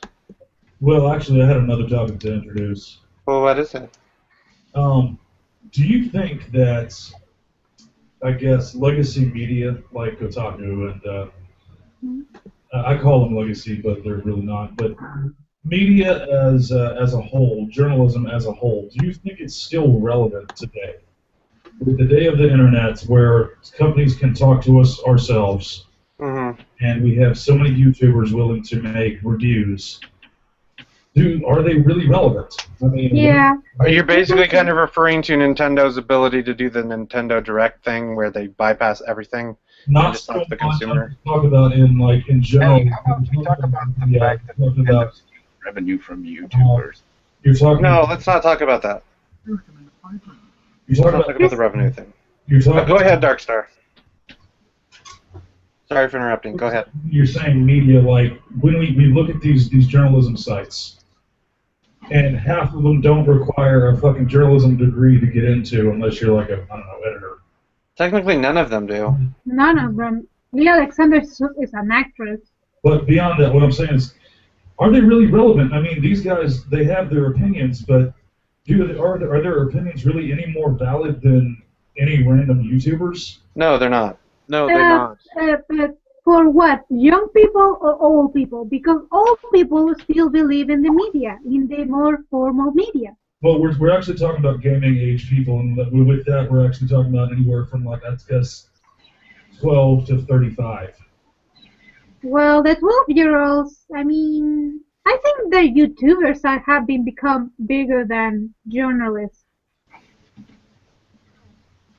because YouTubers can actually show you the facts, well, the supposed facts. Like they can say, "Let's play this game and see how it is." Okay. So I think that's why YouTubers are having like PewDiePie is having more power than journalists. Okay. Well, and, in that situation, I guess you make a really Yeah, but at the same time, you look at this and if I can show the other side of that, it's supposed to be the all those everything that the YouTuber is doing is just what a site like Kotaku is supposed to be doing, showing the facts and showing the links to the hard evidence when they make a case in an opinion piece. Yeah, but at least he doesn't pretend that it's supposed to be. At least he doesn't pretend that it's objective in any way. I mean, now we know that they are not going to go objective, but we were supposedly like because they were journalists, we thought that they were going to be objective. PewDiePie is not objective, and we know that. That's why people can appreciate what he does. And he actually gets called and he gets to go to conference about media and technology. I think that's kind of weird. But that's just me. But do you think? I mean, there are plenty of people out there on YouTube that would say that they are objective or they try to be as objective as possible. And I think there are many people who really do try to be objective about what they believe, whether it be technology or video games or anything in between. There are people who are not getting paid that much to do it. Do you think that they should be paid, or should they not be paid, or I mean, is it still germane to pay journalists to cover these topics? I think that people. I mean, I think it depends what they're trying to like create. I mean, I don't know. I mean, a lot of what pays more now is entertainment more than information. Well, okay, yeah, they're not actually, none of these websites are paying the writers for the information and what they're presenting and writing. They're paying them for what they write, how many views what they write gets. That's why clickbait is just like everywhere. Right. And why basically just sometimes lying about things is more interesting than the truth, because the truth tends to be kind of boring. And when you make up controversies and things and lie about things, you're able to make up something that'll get people to click at any time. Well, do you think Because the news isn't constantly happening. Do you think that YouTubers are somewhat more immune to this? Because when you're a YouTuber, it takes a lot more to get someone to say, I'm going to subscribe to this person. And the person is looking for what they believe is an honest and unbiased opinion, and they actually like you as a personality, they click subscribe. And that is what pays you. So does YouTube inherently or intrinsically provide an environment where a person can be more honest about what they believe with their opinions than, say, regular journalism? Yeah. Well, I kind of view a lot of the YouTube stuff, unless it's like the person is doing it in a really professional way where it's not just them, I'm a personality and you're subscribing to me. I think you can view, at least I personally would view most YouTube channels and things as something like what if I like a TV show, I'll watch the TV show. Yeah. And I'm not saying on my end that I think YouTubers, them being the means of that, them being the means of information distribution, yes, they'll have biases, but the people that will come to them either will believe that they are going to be as close to balance as possible, or conversely they will be going for a confirmation bias. Well, I don't think that what we were mostly angry at was the fact that they were biased. It was the fact that they were presenting it as unbiased. Yeah, that's Yeah. They were basically trans journalists. oh dear lord, we're just coming full circles here. When Total Biscuit decides that he's going to do a review, I've got a pretty good idea of what Biscuit likes and what he doesn't like. Therefore, I can kind of know where his biases are, and he freely admits them, which is why I really like him as a YouTuber. So I can actually take that into account. When someone does what Biscuit does with everything else, more people are. I think that the market will actually reward you for doing that, for being a resource rather than the go-to spot. A lot of journalists pride themselves on, well, I'm the go-to reviewer for such and such type of game. You can't be that. You can only be what you are, obviously. Well, okay. The thing is, like, I wouldn't necessarily, with the way you kind of phrased this topic, it was kind of like, are YouTubers? Should we just like go with the YouTubers and not these places like Kotaku and whatever? I would like it more if you had said, should we go with citizen journalism and independent journalism over the websites that are connected with all these media groups and things, where basically they have ties with things and you can't really trust them. Just like how you can't necessarily trust ABC News when they're talking about something that's connected with Disney or something. Well, yeah, but you can't technically trust these people, even though like ABC will be like, oh well, Disney is our parent company. Still, it's like they're directly tied with them. So you just, even with Fox News, it's like they're directly tied with media corporations and groups, and so yeah, like I won't just drag on like places like ABC or MSNBC and stuff like that. But yeah, like it's like that on both sides. I have yet to find a completely I'm gonna change that. There is no such thing as a completely unbiased news station. Of course, there's not. On the web or on there. So that's why indie journalism, like citizen journalism, is so important now, because all these websites, they have direct ties to places. A citizen journalist wouldn't have a direct tie to like I don't know, I can't even think of just a random thing to say. But yeah, like I feel like you can trust somebody more as long as you actually don't turn your brain off, because the random person on the internet could say whatever they wanted, and yeah, it could be a bunch of bullshit. So I don't know. Is the Mary Sue, is it like a big... They're connected with a bunch of places. It was started by this guy. I ended up looking into that. It's connected to the website Mediate or something. Can you type it in chat? Just let me look up the website. It was started by this one guy, and he's like related to this judge that was yeah, I don't know. Let me just look. Media. It's a Abrams Media. Dan Abrams. Here's the wiki link. Even though it's Wikipedia, you can still kind of trust it, essentially, from what it's saying. It's saying that they're connected. Wait. No, it's not. The thing is that the whole scene... The thing is that with Gamergate, we realized that the whole scene, the whole game developing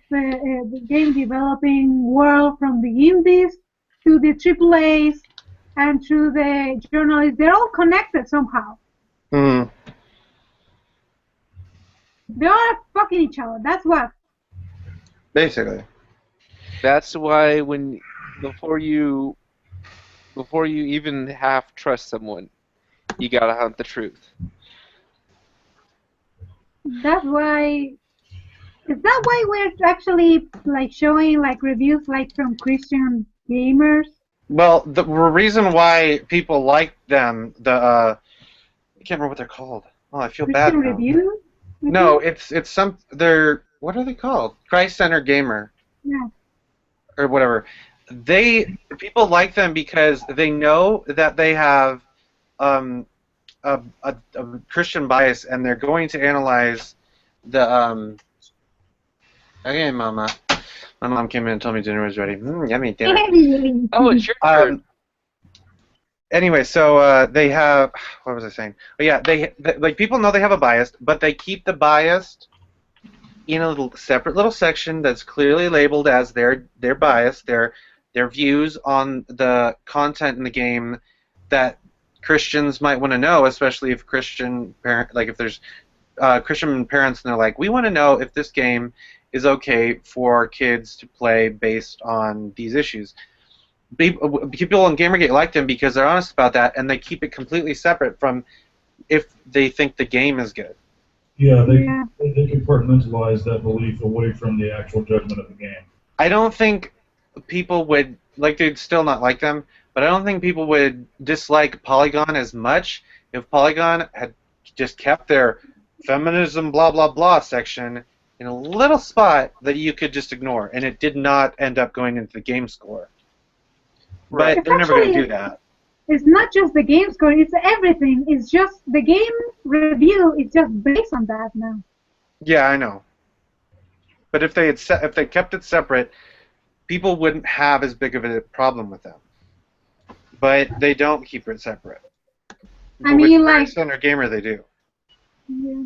I mean, in Christ Center Gamer, I mean, they have to think that a lot of the games are reviewed by adults. They might think that Christian parents are going to have to see if they allow their children to play. I mean, an adult can play a lot of things that a children cannot. Well, some Christian adults might want to know if something is worth their time. Like some Christians might not want to go play a video game if the game is all about how Christianity is stupid and God is dead and blah blah blah. Right. Some Christians might be like, I don't think that glorifies God, so I don't want to spend my time playing it. Yeah. What kind of game ever came out like that? Like, really? Well, it's not that it did. There are probably some. Oh. It's not that it did. It's just in case there's content in it that a Christian may not want to see, and they have every right to know that it's there.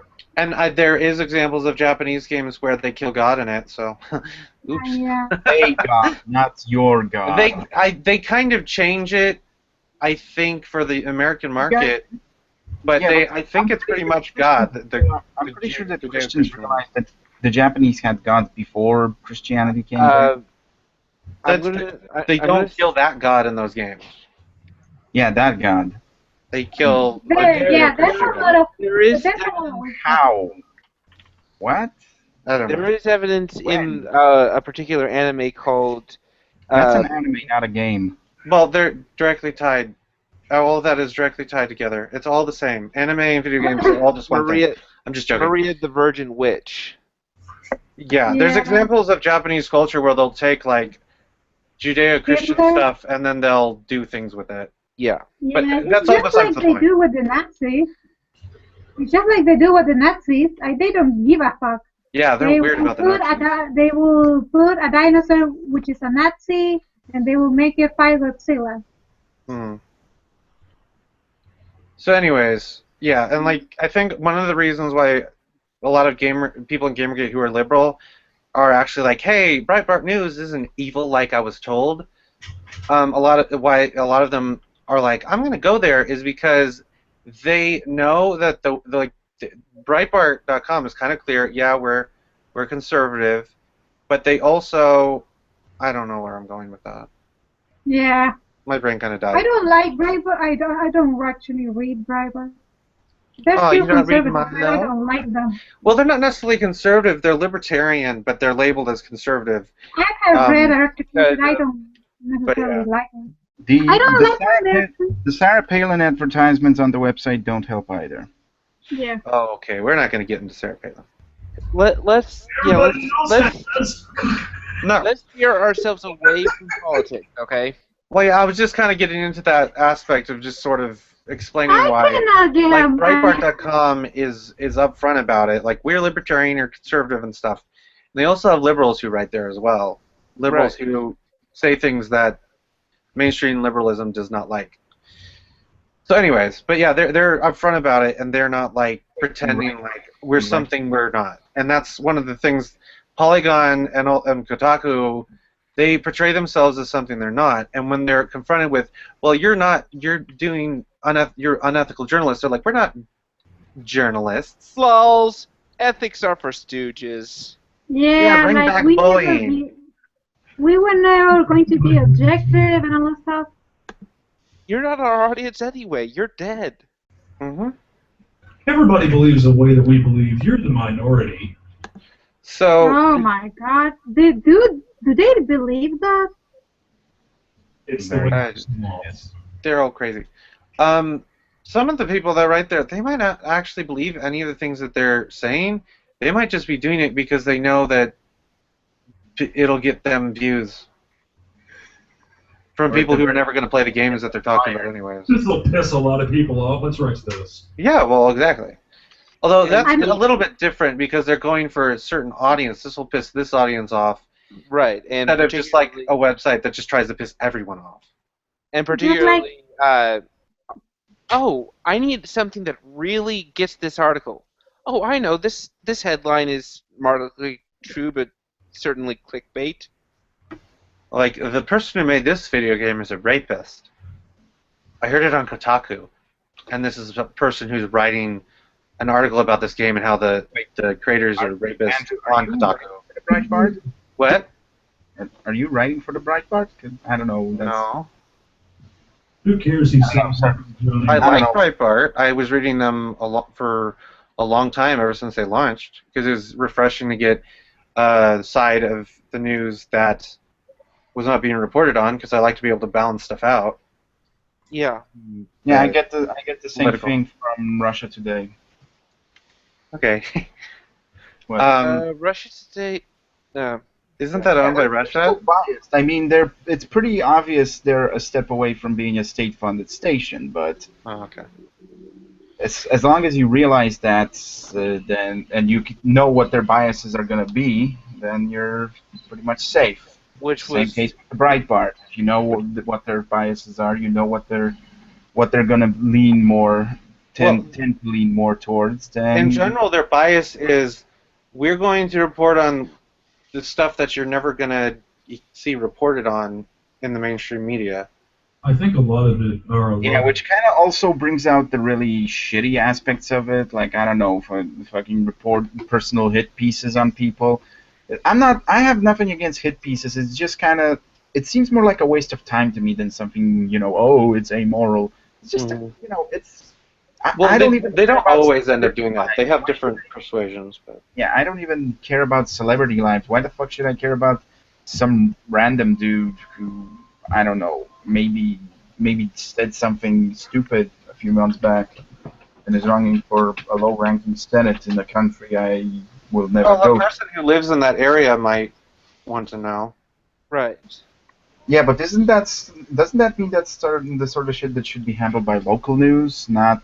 Well, the you know, local news isn't going to handle it. That's the problem. Yeah. Well, that you can circles back nothing around. is stopping the Breitbart from having like a subsection of localized news. It's like, hey, you live in this and this area in the UK. Well, maybe this article Well, would interest.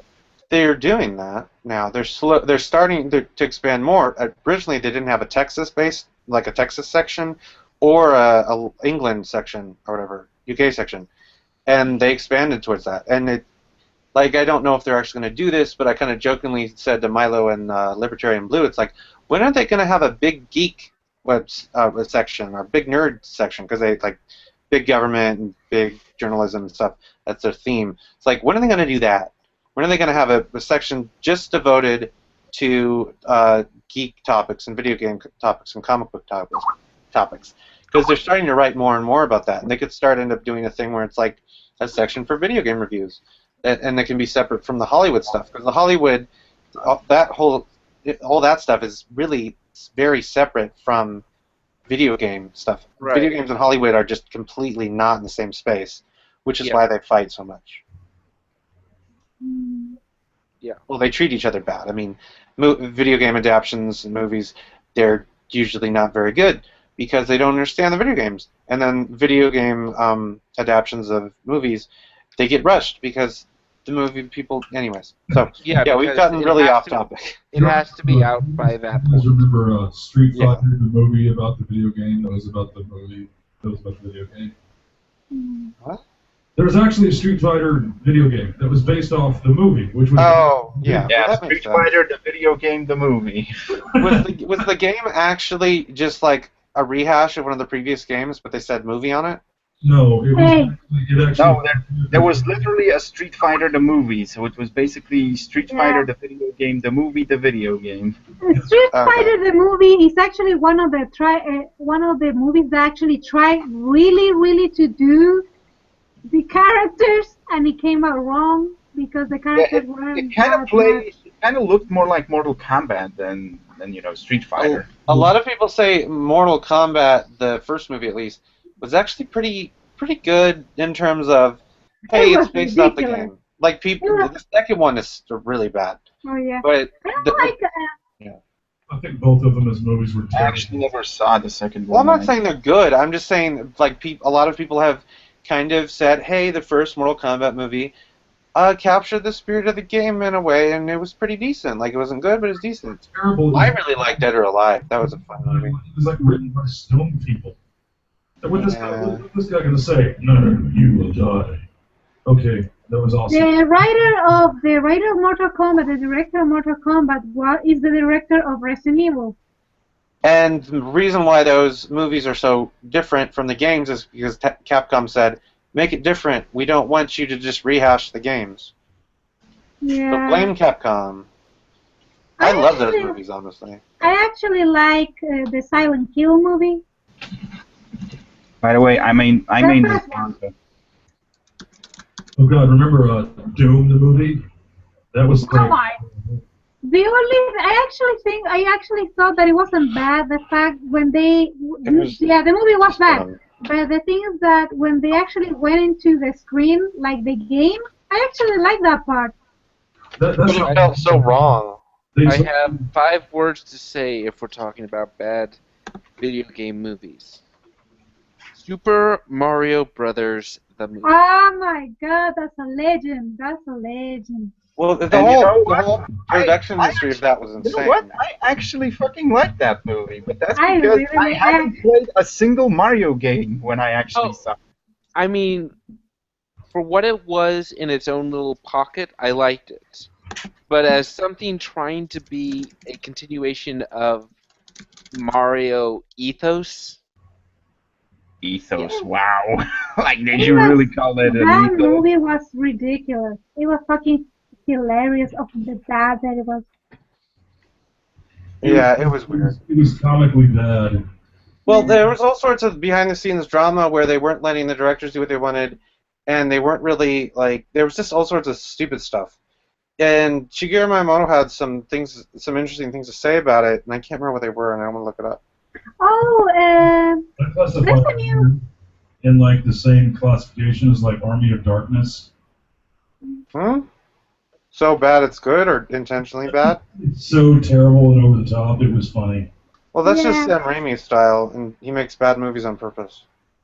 have you seen the new movie that's going to come out? Pixels? Yeah, I've seen references to it in the trailer, but didn't they actually get the creator of Pac-Man for the movie? No, I Yeah, think they they used the name, but the actor is an actor. It's not the actual person. Oh. He honestly seemed like a video game developer from Japan who No, was they struggling to actually speak English. They try to no. They actually try to. It's the name of the creator, and they have an actor that's portraying that creator, but it's not the actual creator. hmm Anyways, we got completely off topic with what we were talking about. But so, Darkstar, did you think we kind of addressed what you were saying in an interesting way? I guess. I mean, it's basically kind of up to the viewers, but I was just kind of seeing if we still needed, like, the whole journalism thing as far as gaming goes. I Yeah. do think, I do think that we should. I mean, the thing is that we need a truly objective media. We cannot have this media now. This media has to die to be a new one, and that process is going to be very ugly. It's either the video game journalists gets completely reformed, or we're looking down at another 1983 at this point. Well, basically, all journalism needs to be reformed, and it's not going to because it has such close, incestuous ties with so many different things. Like I was saying, it's just that they really can't reform it because it's so fucked up and corrupted, and that's why citizen journalism and I guess YouTube can be considered citizen journalism. That kind of stuff is so important. So basically, instead of saying it all has to be reformed, there's nothing wrong with wanting to encourage that, but saying it all has to be reformed is bad. What we need to do is we need to encourage them to change, but also step up to the plate and take over where they're not doing it. I think they will change. I do think they will change because they will start losing money. Not the journalists, but the video game industry will start losing money. Well, And the video game journalists won't mind. The thing is that they will start losing money and they will just start cutting relationship with those media, and then that media will die. Yeah. Okay, I guess we've beaten that topic into the dirt. So, high heels. Yeah. And this was originally just about what Anita, or not Anita, a femme freak, most likely, Homemaker Josh, wrote. It was last night. It was, man, they really want to try to destroy The Witcher 3, which isn't going to happen. Can't remember what it was. It was something about how the female character had high heels, and that's really sexist because men wear high heels, and then defended the idea of high heels and there's appropriate time for high heels, and then it went on to say what was it? It went on to say that high heels are basically bad and can kill you because they give you nerve damage. It's so men should wear high heels and women shouldn't. Oh, you want to kill men? Basically.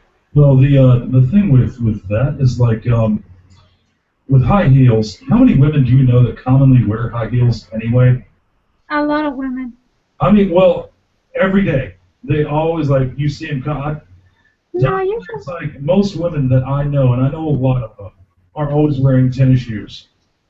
T-shirts. My mom has these shoes where it's it's not high heels, but it's not regular shoes like a man would wear. Flat. It's just, flat, whatever's. I don't know what they're called. And besides, with high high heels heels, are very damaging for women. They are very damaging for your feet.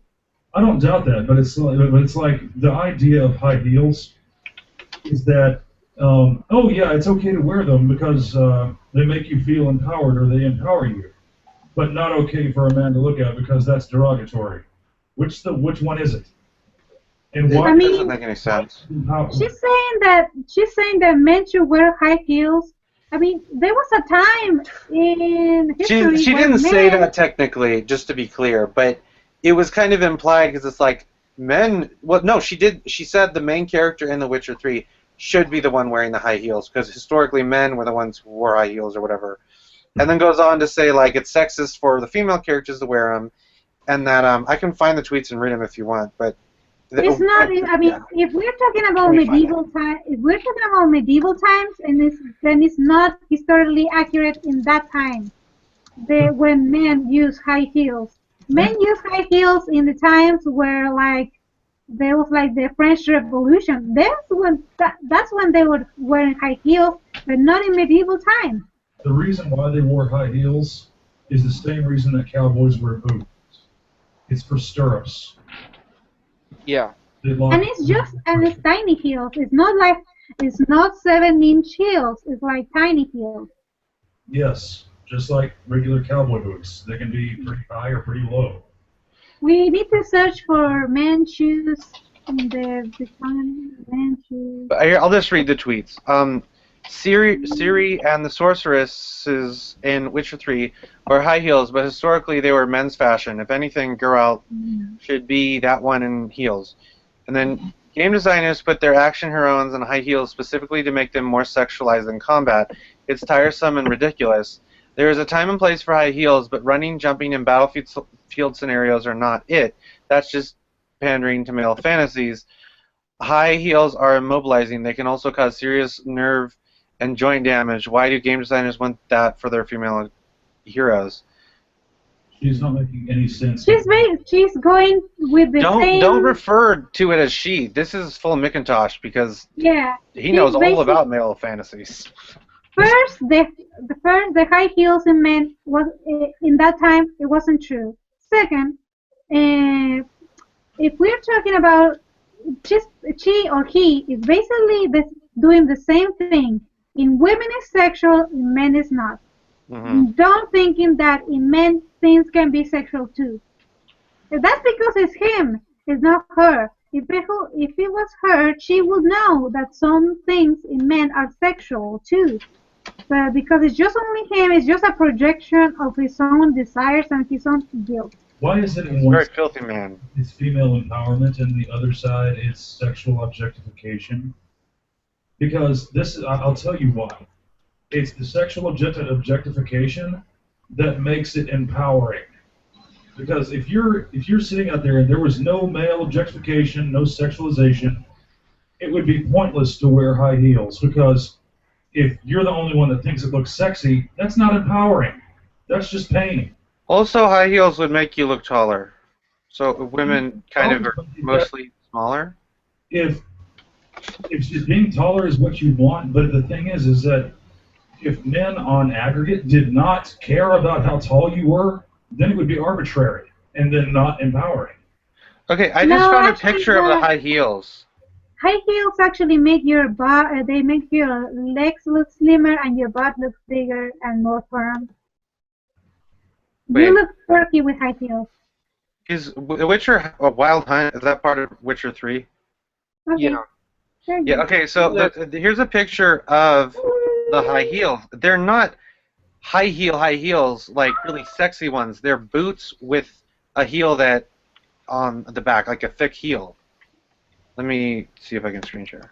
They're not stilettos, in other words. Yeah, that's what she's implying, that they're like the kind of shoes that a woman would wear out at like a... Yeah, I can't screen share it. I'll just... Like Bayonetta heels. They're not heels. But Bayonetta's heels are guns, aren't they? Yeah, but they're high heels. High heels. Like true high heels. Yes. These are boots. Okay, here is... What is this? Vinifer. Her high heels are a little, like, they're more stiletto-y, but still not even stiletto-y, because they're attached to boots. Show it. So yeah, it's just nonsensical. Screen share it, dude. Also, Well, I posted a link. I tried screen sharing. Sometimes screen share doesn't work for me. well, I here think I can do this. Let me find the other one. when you're Looks like it. Looks good. Looks good. when you're They kicking, don't look sexual. when you're kicking something, you're supposed to kick with your heel, and a thick heel would be very handy in combat. Yeah.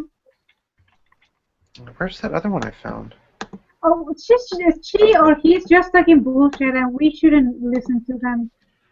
Well, yeah, I know. They have this massive, like, issue with The Witcher 3, which it's so bizarre, because it's like the only thing that he tweets about on both accounts is about The Witcher 3, it seems like, or whatever. It's so weird. And honestly, kind of creepy and unprofessional for a website, or for, like, a company that's about, like,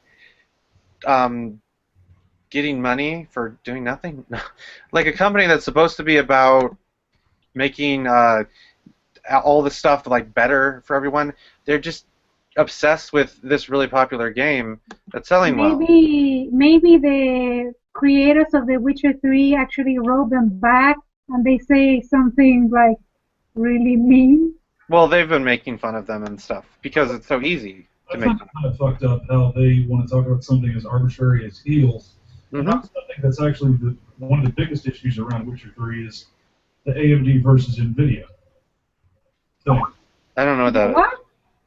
Okay, it's AMD. I think has said that The Witcher 3 was developed in such a way that it would gimp AMD cards Ah, with like the hair physics.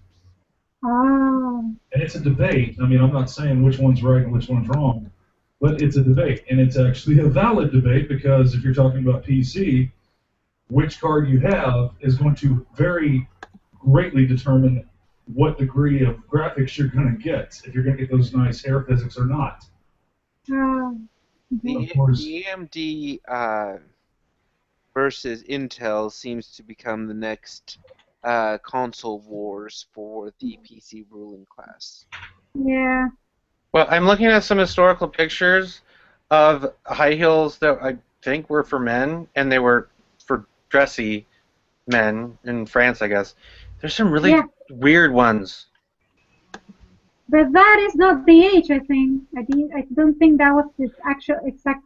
Well, and they were also not the kind of high heels that a man would wear if he's going around outside. No, none of my ancestors. Usually aristocrats use those kind of heels, not warriors or any kind of stuff. Yeah, so those tweets are just completely nonsensical.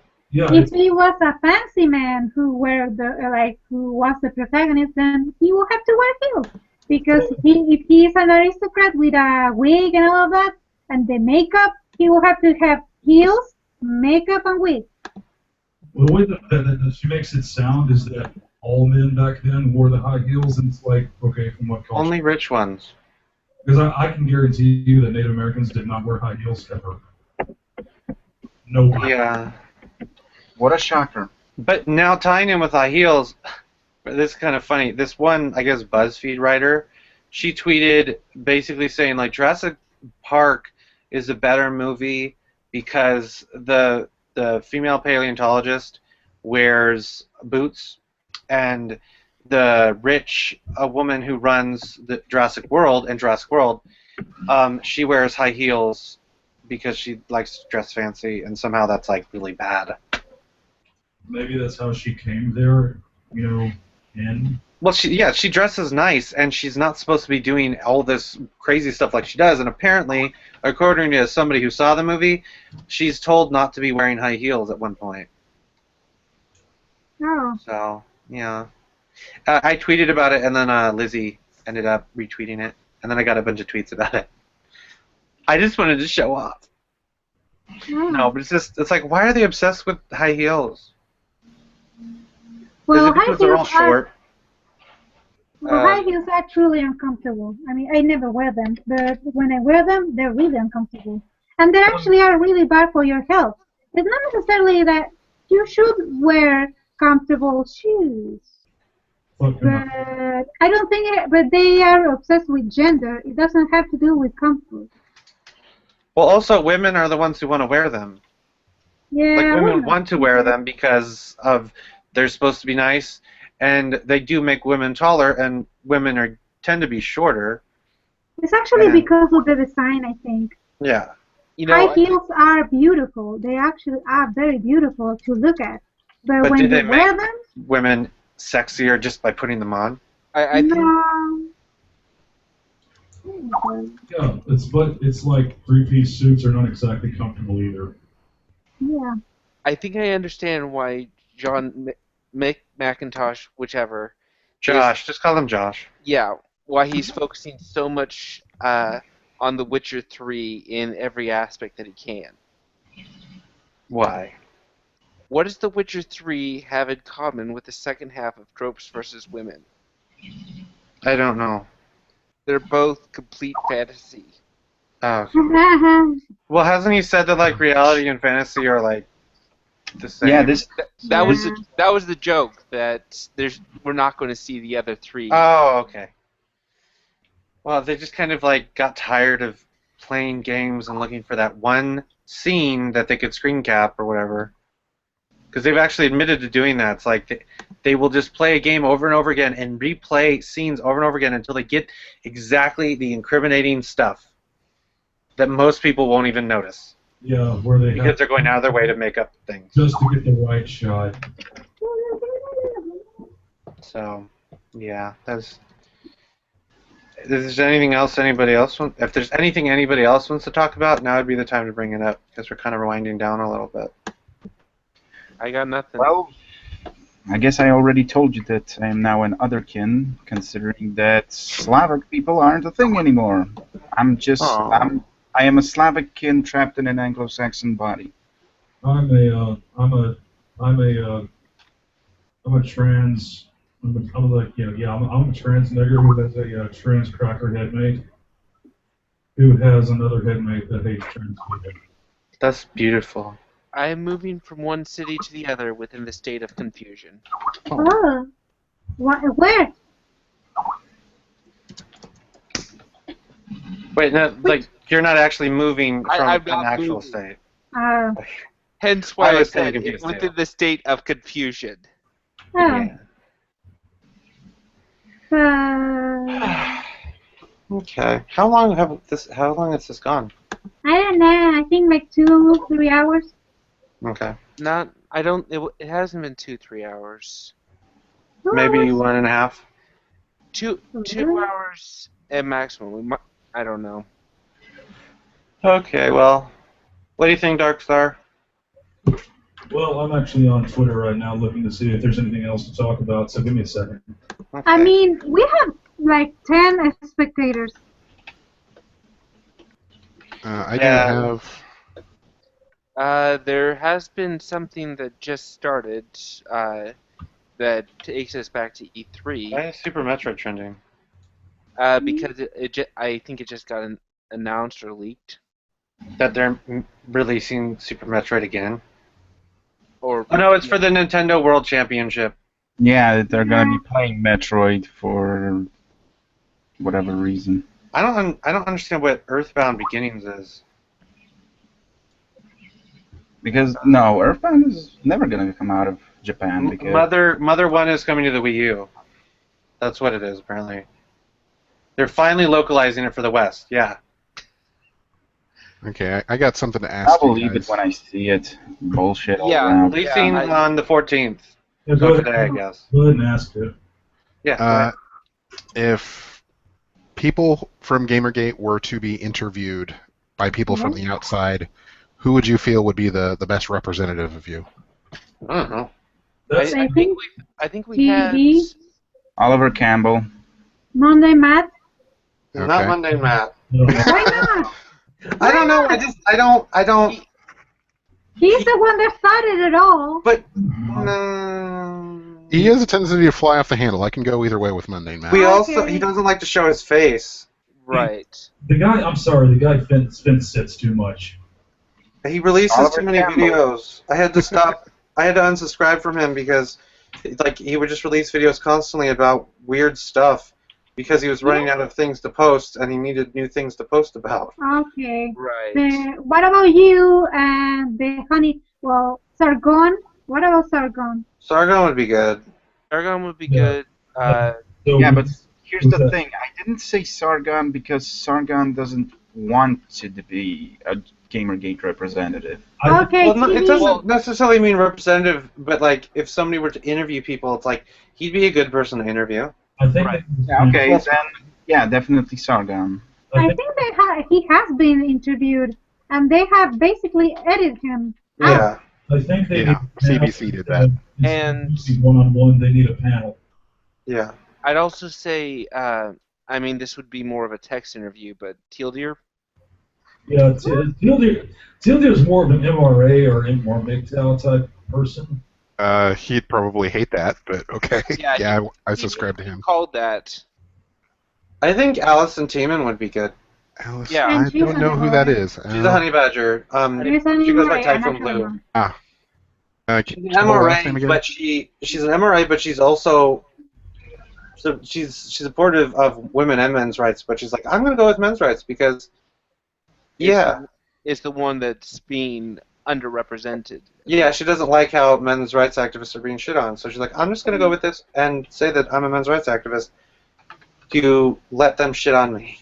Whenever I think of like her saying that one time, it's just like But that sounds really there's inappropriate. there should be no shame to say she's an MRH. She is an MRH. Yeah, I know. There's no shame in it, but she wants to be more supportive of that because it's massively underrepresented. Right, and if but, we yeah. include that, I'd almost it would be if they if the particular person wanted to, but I'd also include Dr. Christina Hoff-Summers. Well, yeah. Yeah. Well, like if we're gonna include Allison Tiemann, why not include Base Mom? Yeah. I'm not even really not sure why we're mentioning these people for, like, just for a documentary, like the hashtag gamer one that really wants me to email them. I think that there's, like I said, if they do that, I think they should be interviewing a panel and not just one person by one person. Yeah. What about TV? I think they said they tried to get a hold of TV and he did not respond due to the. But they also claim that it was during his chemo, and so somebody needs to like ask him to address that claim to see if that's a lie. Yeah, maybe they said that he said no, so why wouldn't he have mentioned this before? But he should have seen them saying that because he was tagged into their tweets about it. Well, also, he probably receives about thousands of notifications. I know. He never addressed the fact that he made people think that he was mad at me because there's that one guy with the same name as me except with an extra E. He never addressed it. Oh, it made me feel sad. Senpai got angry with you. Like, people were like, why is Senpai angry? Why is he angry with you, Otter Jesus? I'm like, I didn't do anything, and then I pretended to be that guy for like I saw a video an and hour. it came out like really late, and I was like, Andrew, what the fuck did you do? I'm sorry, I didn't mean to make that game. I had no idea I was the art director on that game. He hugged TV too much and harassed him. Yeah, I tried to harass him a little bit. I kept calling him Toilet Biscuit like that one guy called him. Because I was pretending to be that guy for a little while. I like Total Trisket better. Oh, what about Cucurullo? It will be interesting to hear about his opinion. Whoa. The person that does the Gamergate comic, Also works with the Honey Badgers a lot. Yeah. Did you saw the last one with Ellen Powell? That was funny. Let's get I can't remember. Let's get Boogie and Icer up there too. No, Boogie doesn't want to be a part of either side. Neutral. Leave him alone. Yeah, leave him alone. There were people who were trying to decide if he's gross or not. No, Boogie. Hey. No, like there was like a poll or something that people were saying that he's gross, and it's like, oh. Yeah, he was. In fact, people hate a lot. Boogie said he was pro Gamergate. And then he changed and was like, I don't want anything to do with it. Stop being mean to me, guys. He was referring to anti-Gamergate. There was there was supposed to be this open mic discussion panel between anti and pro Gamergate. The airplay thing? Yeah. Yeah, is that still even happening? Because they decided on who was going to go. I have no August clue. 15th. Oh, yeah, okay. Yeah, but it's just that the anti-Gamergates get the anonymity. Sorry. Well, they're not going to have anonymity when they get there. Yeah, but they're going to have the anti-Gamergates. You won't know it until they're actually there. Yeah, it turns out it's just a bunch of homeless people that they paid like a biscuit to. Hey, They, like fed some no more homeless people and biscuits. told them to go there. Otter Jesus? Yes. The guy, do you remember the girl that you just talked about, the high heels in Jurassic Park? Uh-huh. That bitch is from BuzzFeed. Yeah, I mentioned that earlier. You must not have heard it. Oh my god, I'm sorry. No, that's fine. It's just I hate it's that important girl. to- Those bitches are just feminists, like, ugh. I don't think they're even feminists. I think they're just like, we know what'll get people to freak out. We know what'll get spread around. It seems like feminists And No, social they're justice feminists. warriors. I heard them talk. I mean, in their comments, like, oh, this alcohol tastes different. All alcohol tastes different. And somebody else said, oh, it's just like feminism. No, but it's like I think a lot of people on BuzzFeed and stuff. They like we know who is like weirdly active constantly and has like a larger reach when it comes to sharing things, and who don't actually care about any of the things that we're talking about. They just like to hear it, and that's like feminists and social justice warriors because somehow they're massively, massively like ingrained within the internet machine, and are just constantly like sharing things and. Yeah, because they're middle class, Mhm. privileged kids. And I think now Gamergate is kind of helping like even it out now because we're able to spread things pretty well. I actually like BuzzFeed when they talk about when they review food. When they review food from other people from other countries, it's actually fun to watch. But when they start talking about social issues, they're just ridiculous. Yeah. Hey, going back around, I found something. I can't from Ivy Clover Mhm. talking about Chris Haynes and the gamer. Link it. Already linked. Oh, okay. I didn't realize it. Oh, did you watch that? There was an article in BuzzFeed called 25 Male Privileges from the Trans Guy's Perspective. Oh, that was Sargon did a video on that, right? Yeah, he did. Well, It's so ridiculous. I mean, that trans guy has to be like the biggest manjana. He went just full Macintosh.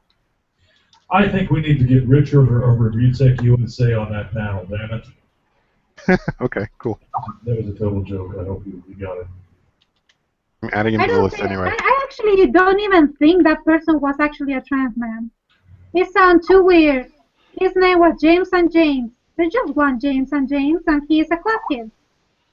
Trans like people can be weird too, you know. I don't necessarily think what Ivy Clover found is like somehow proof, but it is interesting. Like I've noticed this where it's like there's a lot of Gamergate people who are like really supportive of this.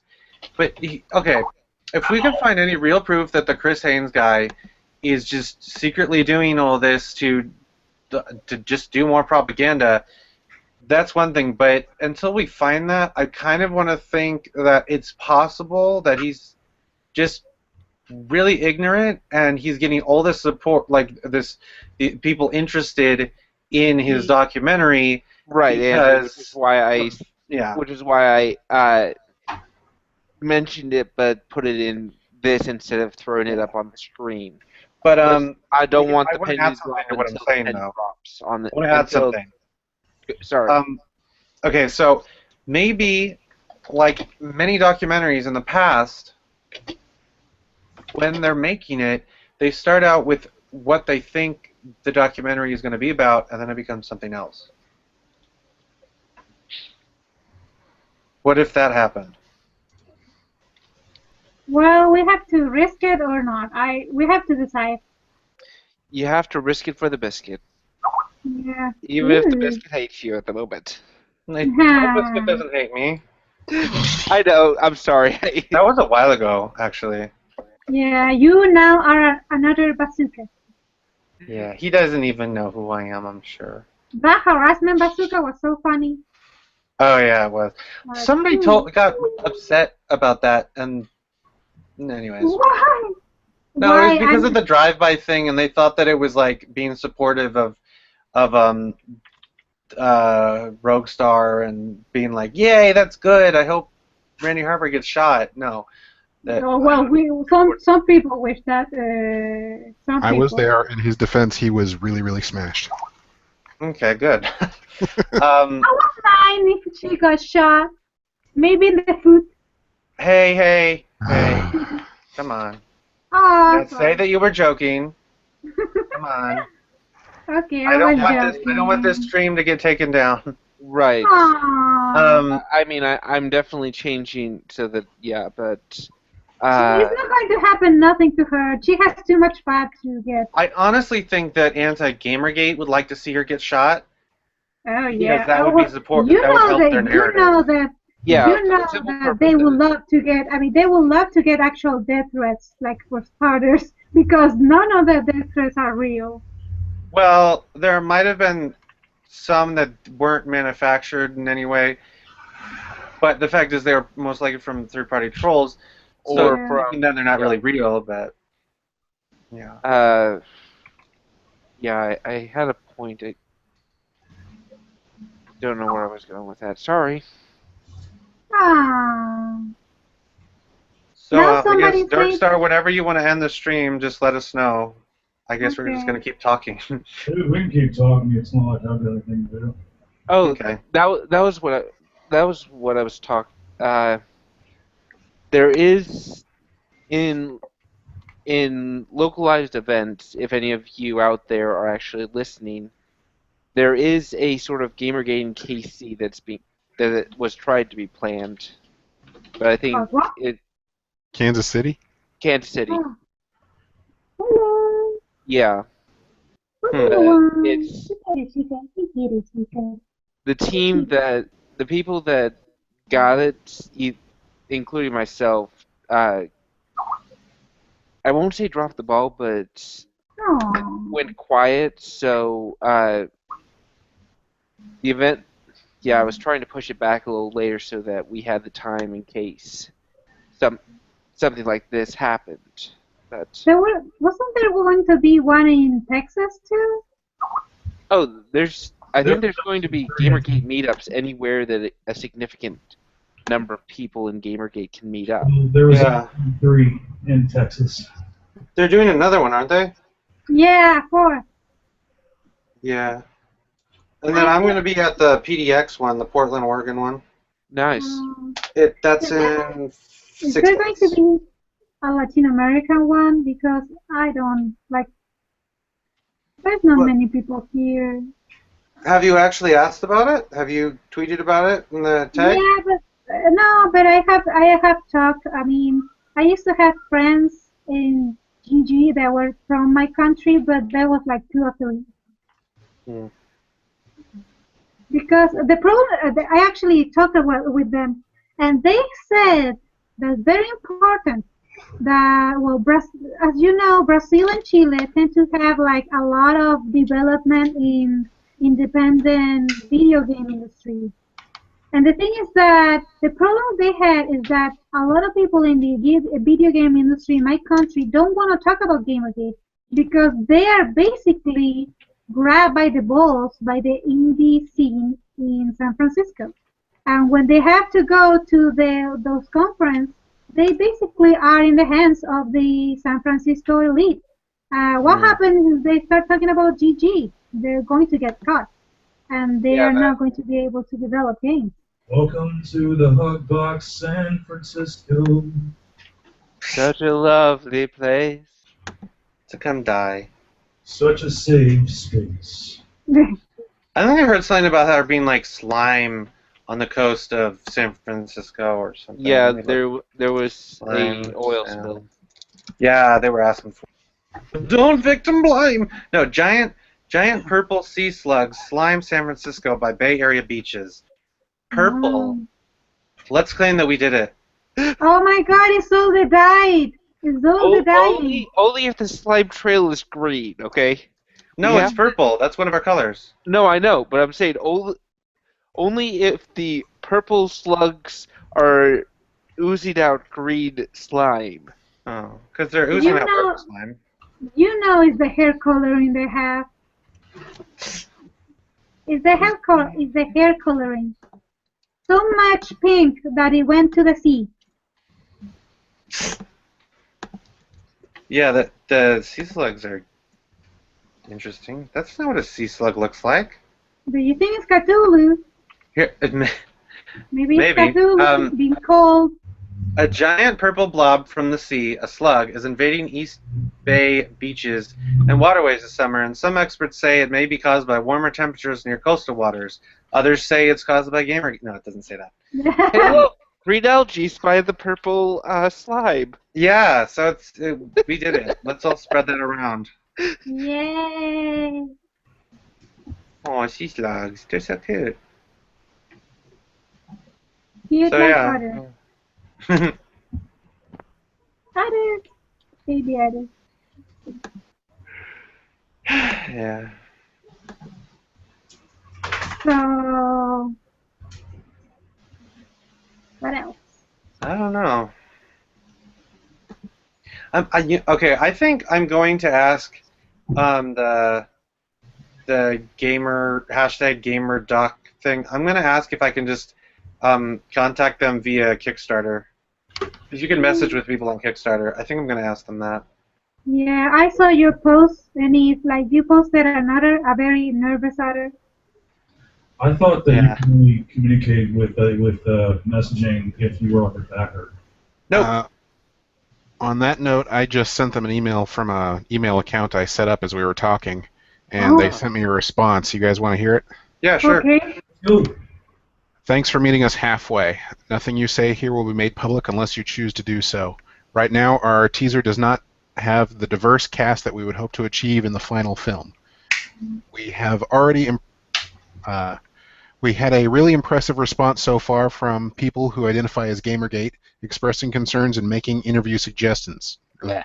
It's clear that all sides want to be heard. We're working to identify who the GG community would like to see represented in our doc. If we reach our goal, we will be able to interview the necessary players on all sides. Who do you respect as a fellow member or figurehead within the community? Thank you for your time and reaching out to us, Chris Haynes. Saga of a Cod. That's a nice email. What do you guys Still think of filling that? out. I'm still Actually, filling them out. Yeah, I think if you want to do it, you should do it. But you have to know that there's a risk. Yeah, I mean, my trap sense is still tingling, but if you want to do it, I say go for it. Your trap sense is tingling. Uh-oh. Better not tell the airport. So Ha. we'll support Ralph. Wait, what? Oh, said Ralph? We'd like you to interview Ralph Retort. No. Oh, boy. When you see him, give him a banana. Okay. Go banana! Simpsons reference. If you interview him, let him drink a lot. Along Ralph, with the star. Ralph is a tabloid journalist. Yeah, but that's still journalism. No, And it's he's Yeah, not. but He's only- okay, but it is technically still journalism. No, it's not. How Is is it it not journalism? journalism? It's It's mostly hit pieces. Kotaku is.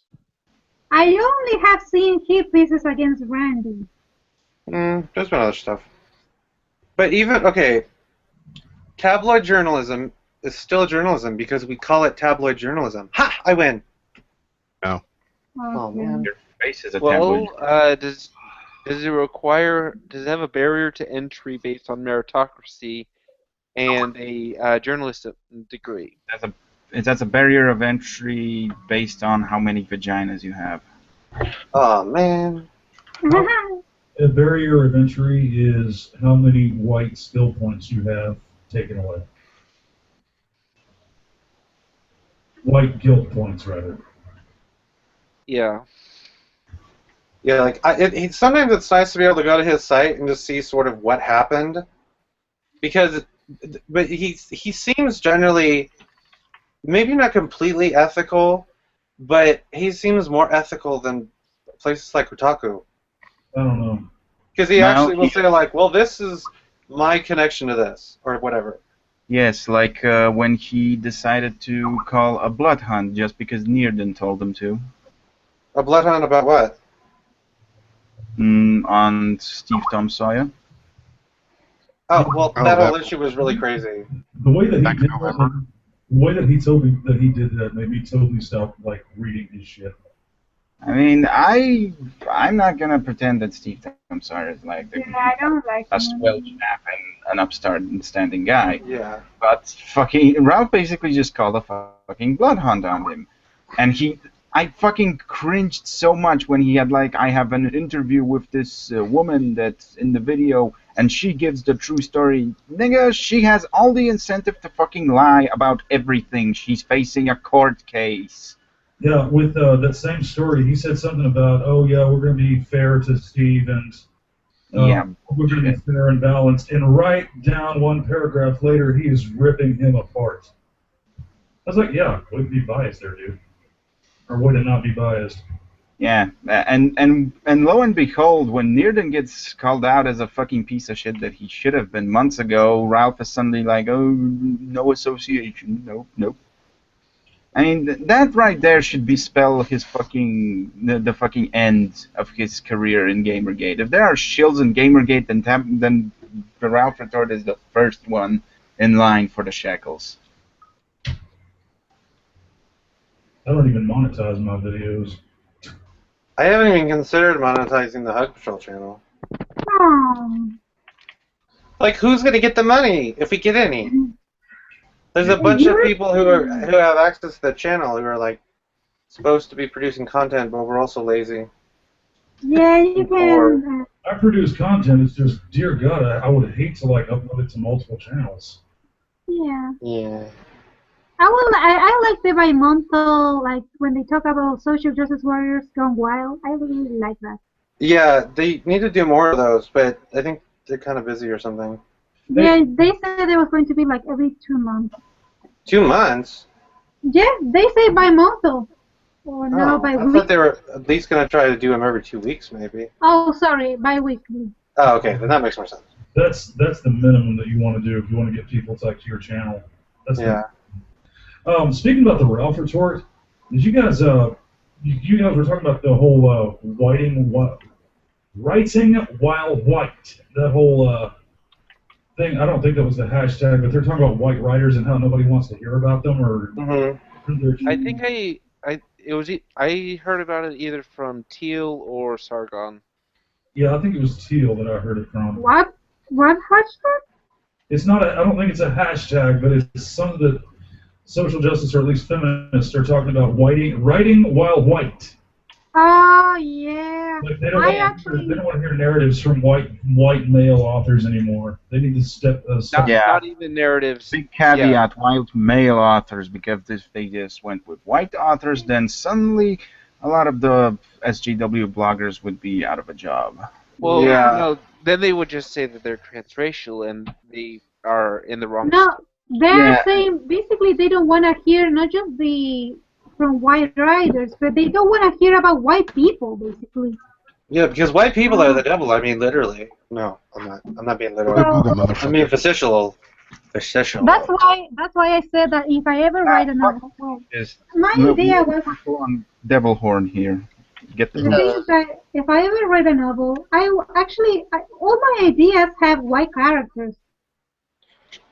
Well, a lot of stories. Well, that's racist. Why do you hate yourself? A lot of the stories that I've seen, like, and especially in like horror stories, it never really states that the primary or the protagonist is actually Caucasian. It's really up to the author or the reader to determine how they're going to see the protagonist. I mean, how often does a writer identify the protagonist as Caucasian? Actually, in the Shawshank Redemption, the protagonist, the narrator, is Caucasian, and they actually changed it to Morgan Freeman in the movie. Yeah, well, he was Irish.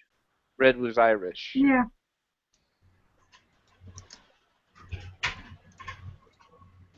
But I don't care. I mean, how can they basically are saying that they are not going to read white people. Why? It's so stupid. Why? Well, because white people are terrible. You got to keep saying that. Oh, they were talking about, weren't they talking about like replacing some of the greatest authors in history with black authors or people of color authors just because? Okay. Here's the solution to this problem. How about because they're fucking spoiled little brats that are racist as shit? How about you know that what's going to happen? You know what is going to happen?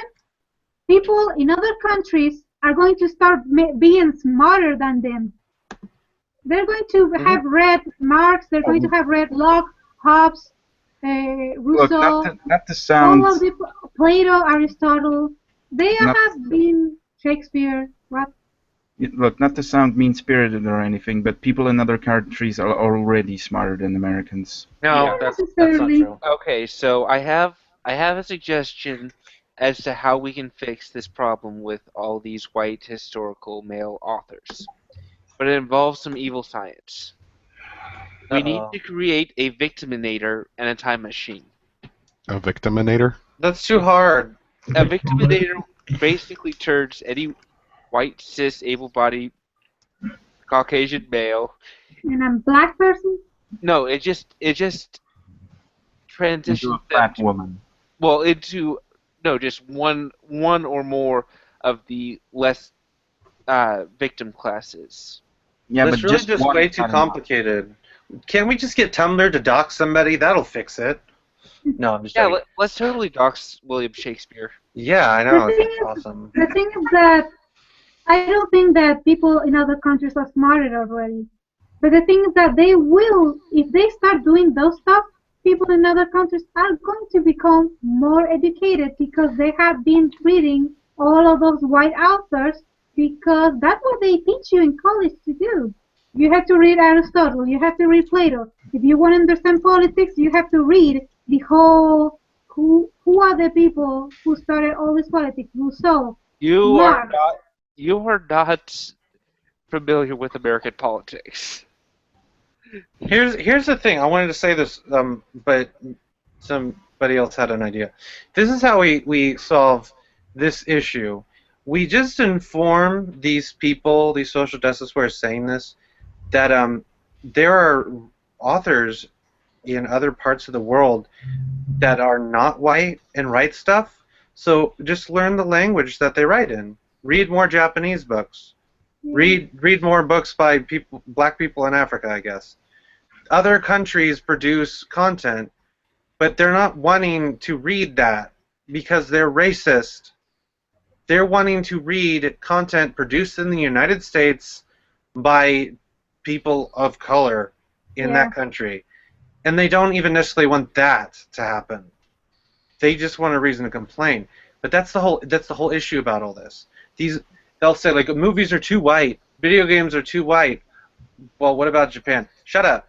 But movies are too white. Well, why don't you go watch some movies from Bollywood? No, because Bollywood's stupid. Well, that's just racist.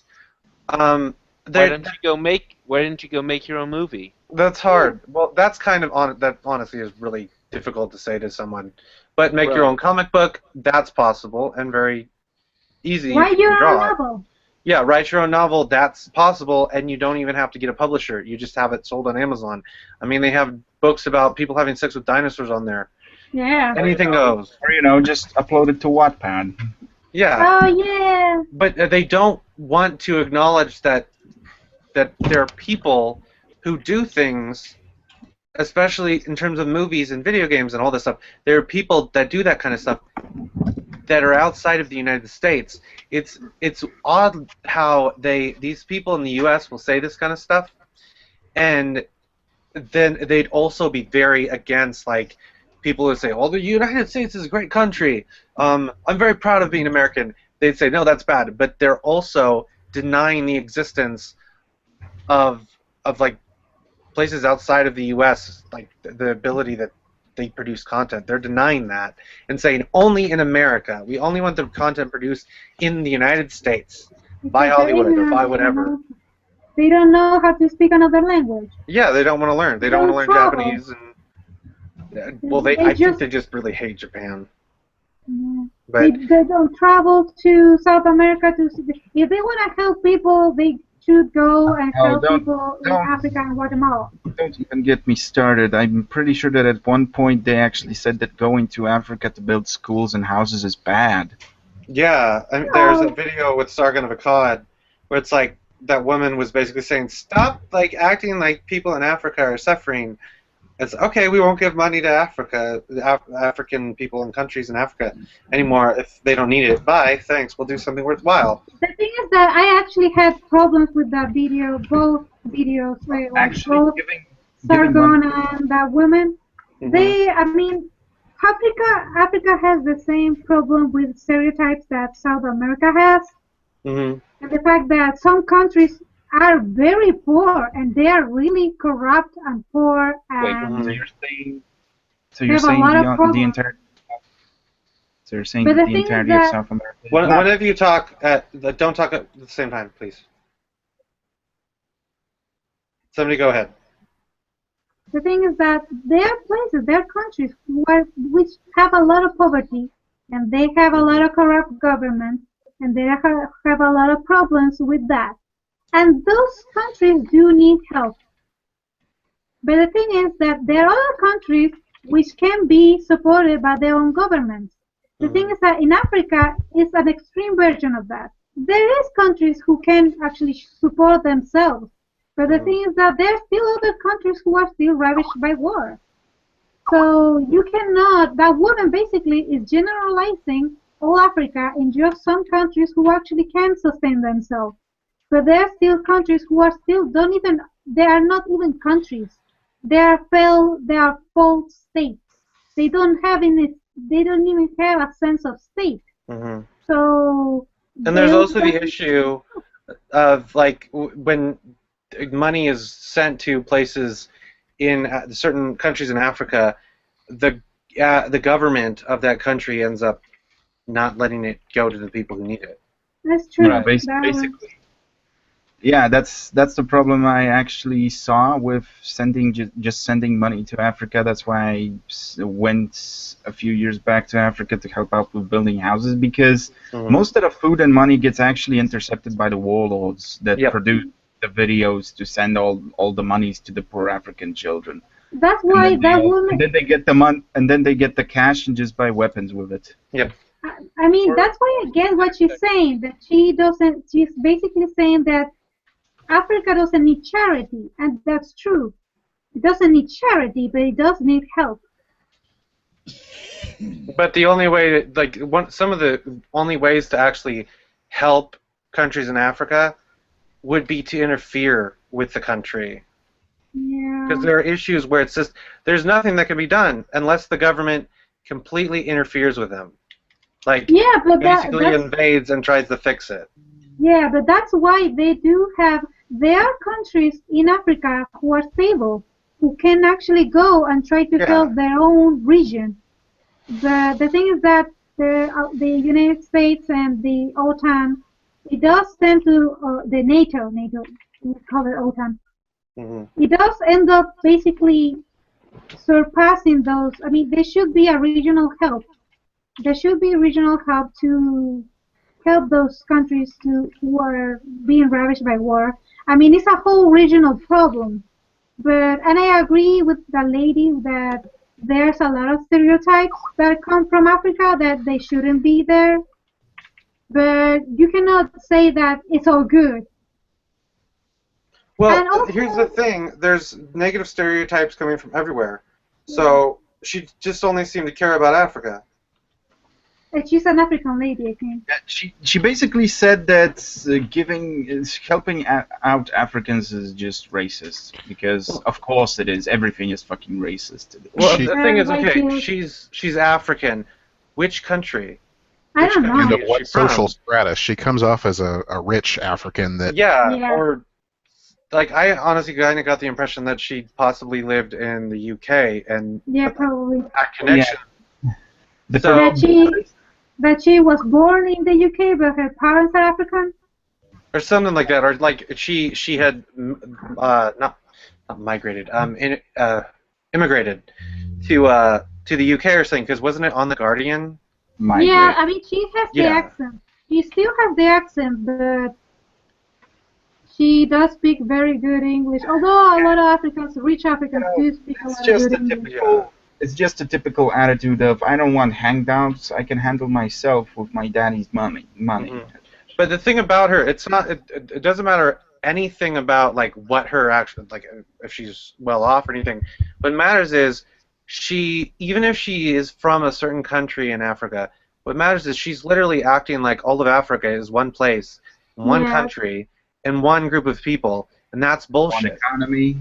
Yeah, that's complete and absolute bullshit. Well, something to do Although with a lot of people do compete, a lot of people are very ignorant, and they do treat Africa like it's a whole, like it's just one country and not a continent. Yeah, Well, like the concept that white people actually are born in Africa too. So yeah. but there are white people that are born in Yeah, Africa. it might have But something she to do. never. That's one of the things that we had a problem with Sargon when he started talking about Africans in science fiction. He Charlize corrected Theron. women, but he just talked about black people. It wasn't that. It wasn't No, that. but what here's the he was thing: talking Charlize about. Theron is in plenty of science fiction, Yeah, and she's African. and She's he South should have African. mentioned that. But that's not what that woman was referring to. She was not referring to people from Africa per se. She was just making a dumb statement. Like, her statement was Yeah. nonsensical. It's the modern equivalent of let them eat cake, essentially. Because Yeah, people, like, what, the actor has to be African American? Africa does not exist in Star Wars. That is not a place that a character could be from. If the Also, character is black, that's the only way that a character of African American or African, a black African, could be in Star Wars, is if suddenly Africa was like a planet. But even then, it wouldn't make sense. You know what? Right. Well, Lando was black, so I don't see any reason to not put a black guy into Star Wars. Well, wait, what? Wait, Lando? repeat what you just said. Lando was black. And so was Mace Mace Windu Windu. was. He looked black. Lando's a Mexican. Come on now. Just a really dark Mexican. Well, regardless, if there are Mexicans in Star Wars, there can be Mhm. black people. But there's Does no it really Mexico fucking matter anymore. in the long run? Yeah, like, but my point, like, you understand what my point was. It's that Yeah, there's that's never going to be asking an for African things that aren't possible. American in Star Wars, but there can be a black guy. Yeah, Also, a black person in Star Wars, especially, like, if you really want to get down to it, if they consider themselves an African American, that's an African character in Star Wars because they're black and they Also, come I from think that- Africa in their Right? ancestry. Also, District 9. I want to just say District 9. Yeah, that was also It's an That was African a- movie. South African film, but Yeah, yeah, it it's still African. makes sense. There are It's plenty of African, South it's a- African actors. Yeah. It's an African movie with African actors that actually touches African-related themes like apartheid. Hmm. Well, So, is apartheid considered a general African theme, or is it just No, considered South but- African? but it's about South Africa basically. Yeah, I know. But it was directed by a Like white guy and it stars a white guy. Yeah, I mean Chappie too. Yeah, that director keeps making the same movie over again. Yeah, I mean, he actually put the Antwoord. I really want to watch Chappie. Well, I tried watching his second film, the one with Jodie Foster. Elysium? Yeah, that was stupid. That was really stupid. Yeah. It- But actually, I was so lazy. but he is actually he's making movies about. One of the things that I like is that he's making movies about South Africa, with South Africa in mind. Well, which is a that new last thing. one, or his second one, wasn't about South Africa. No, the third one is, I think, Yeah. again. And then his next movie will be basically Aliens Return, or Aliens Returns, it'll be like Superman Returns, where it is a sequel to the first two, but ignores the rest. And I have weird feelings about that. But, I hope it's good. well, I liked Alien 3, the assembly cut. I really thought it was an interesting way to end her, Ripley, as a character, just that as her, like in the fourth one, that was a different character. Yeah. But I thought it was a really interesting, fitting end. And it's When she like, dies? yeah, it's really beautiful in how they went about it in terms of the end and her like sacrificing herself like that. And then the music they played is beautiful.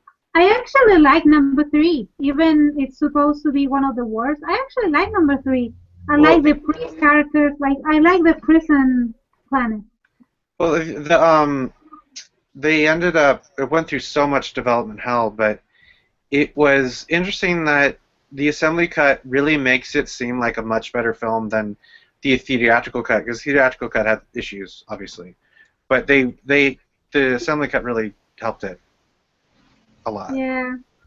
And then the Blu-ray release, they fixed the audio problems that they had in the assembly cut because some of the audio couldn't be heard, and I think they actually had the actors come back and redo the audio. But it was an interesting end. Like the very end, it had her little thing that she did at the very end of Alien, where she's like, "This is Ripley of the Nostromo signing off." It's like, oh, so nice. But anyway, so yeah, it's just I don't know what to think about him doing a third Alien film, like the true one. It's just like the only way I can really justify it in my head is going, okay, this movie that he's making will be a dream that she has while she's sleeping between the second and third. Yeah, that's the only way I can justify it in my head. Who's playing music? You know what? I'm just gonna add this little fun tidbit to the mix. Aliens Colonial Marines is considered canon. Oh my god. I don't really think it's actually considered canon anymore. Yes, it is. How can Oh it be my considered God. canon if no one likes it? What Well, about same way that Alien Isolation? Same way Three that Star is Wars: The considered Clone Wars canon. is considered canon, but the expanded universe isn't. Yeah, it was considered canon when they thought that it was going to be good, and I don't think they really care anymore. What about Alien Isolation? No. It was a Warner approved sequel. Warner Brothers? What? Which one? I don't understand what you meant by Warner. Time Warner Fox owns Alien. or Fox, whatever. I don't even. But it's know. technically important. But yeah, they approved it obviously because it was based on their game, or it was based on their movies, and it was supposed to be. So was Alien versus Predator, and That those was not supposed to be canon. That was never really supposed to be canon. If the only way Alien versus Predator was canon was in the sense that It's part of the. It looks like it's more part of the Predator canon than the Alien canon. yeah, but it was more of it didn't. They tried to tie it with like having Lance Henriksen in it and stuff, but it was really just yeah, it was canon in the sense that yeah, these two movies are able to exist within both universes, but they don't actually exist within a single one of the universes. Yeah. Don't think about it. But it's interesting because the comics at Dark Horse, they did this like big crossover event where they tied Prometheus, Aliens, Predator, and Alien versus Predator together. And I'm kind of interested in reading that. I've never read any of the comics based on that stuff, but I'm just like, that sounds interesting. And it got some decent reviews. So, anyways, but somebody was trying to say something. I interrupted like a rude little otter. No, I think that Alien vs. Predator is more part of the Predator canon because, as we saw in the second movie, they were the ones who brought the alien up, who brought the alien skeleton up. So it's more part of their canon than just aliens. I think that was never really supposed to be canon. That was Easter egg. Yeah, but it'll end up being canon in the end. Well, it became canon if you include. Don't put Easter eggs out in the open when you're doing your movie. Or Well, just they also had a T-Rex skull, so it's technically part of Jurassic Park as well. But a T-Rex that they were to Earth when dinosaurs were still around. No. That was in one ship. That was like that one ship. They would have more than that. That was they went to Isla Nubla or whatever. Can't remember the name of the islands. And you then they determined killed all the that T-Rex. from a single skull, is what you're saying. It was really just being like. Yeah, talk about taking leaps of faith here. They wanted to show the hunts that they have, and one of those hunts was an alien skull. That's it. Yeah, that was. I think at the time were they starting to do that with the comics, where they were having them cross over, or. I think it was up to. Oh, okay. Yeah, but strictly speaking, aliens don't have skulls. They have exoskeletons. But there's a reason why Alien vs. Predator has always been considered a separate franchise. Yeah. It's basically like a crossover franchise. It's like Smash Brothers. Smash Brothers' canon does not exist in the other franchises' universes. And there is a canon to Smash Brothers. There's a storyline, and I thought it all out. All the games are connected. It's also like the Marvel or DC cinematic universes. No, I don't think so. Well, Oh my god, I'm so tired with those universes. I'm so tired. Cinematic universes. Yeah, I like with Marvel it makes sense, but and with DC it makes sense, but But it's No, Transformers well, is trying to no, do it that. doesn't. I mean, it makes Trust sense, but you, I don't want. I it doesn't. mean, basically, they have planned to do like a movie until 2030, and I don't wanna. Like, I don't care. Wait, you don't think they should keep making movies based on their property? I do. I mean, the problem is that they're basically instead of let's see what's going to go through. No, they have everything planned, and we're going to have to stand up. We're going to have to spend They movie have after general movie. ideas planned, but they don't have like all the scripts written yet. Right. What will happen if one of the movies doesn't work?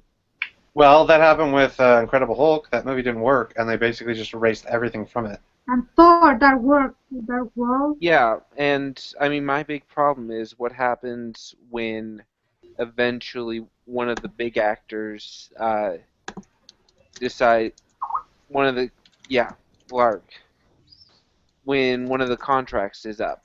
They will do something like, okay, when Chris Evans wants to apparently leave, when his contract's up, they either offer him tons of more money or they kill him off, because I think Civil War will be his They technically will last kill him film. off. They They'll need kill to him. give it to Bucky.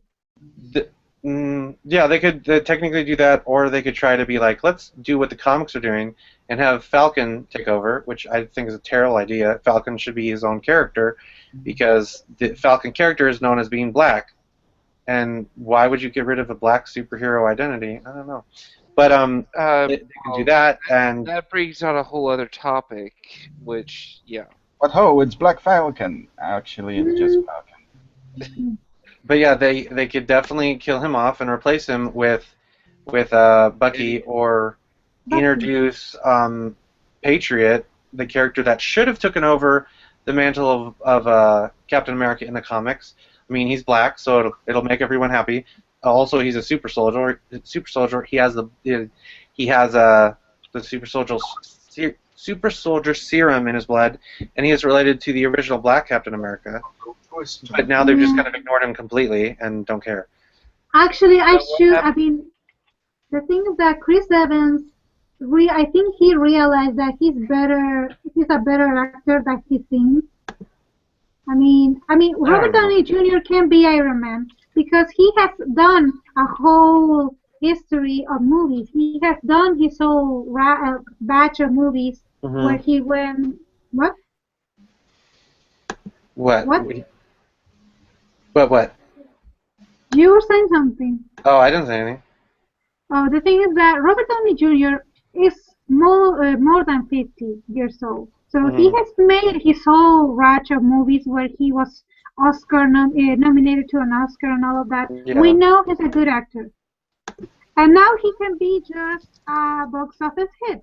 But Chris Evans, he is still trying to be more than just a box office hit. That's why when he was doing Captain America, he then went to do Iceman. And actually, his character in The Iceman is one of the most memorable things in the movie. What is the Iceman? Oh wait, okay, there it is. What is that movie? I never It's heard of that movie. It's about a hitman. Yeah, okay. But like even with being part of the Marvel movies, he could still go on and do other little small Oscar movies. Do we know that? Do we know that? No, he can still do that. They're not going to prevent him because he's been doing that the whole time. He's been doing these little movies and stuff throughout. I don't know. I mean, maybe now he's tied. The thing that really gets me is the definite connections between the movie branch of the Marvel Cinematic Universe, the ABC branch of the Marvel Cinematic Universe, and the Netflix branch. You mean the ABC, like the network television show? Yes. And they're still not half as batshit insane as the comic universe. Oh, I really Arena? like Agents of S.H.I.E.L.D. Oh, I love Agents of S.H.I.E.L.D. I'm not. Agent Carter was decent too. It was really good. I wanted to have another Marvel Honey Badgers to find out why Iggy didn't like Agent Carter.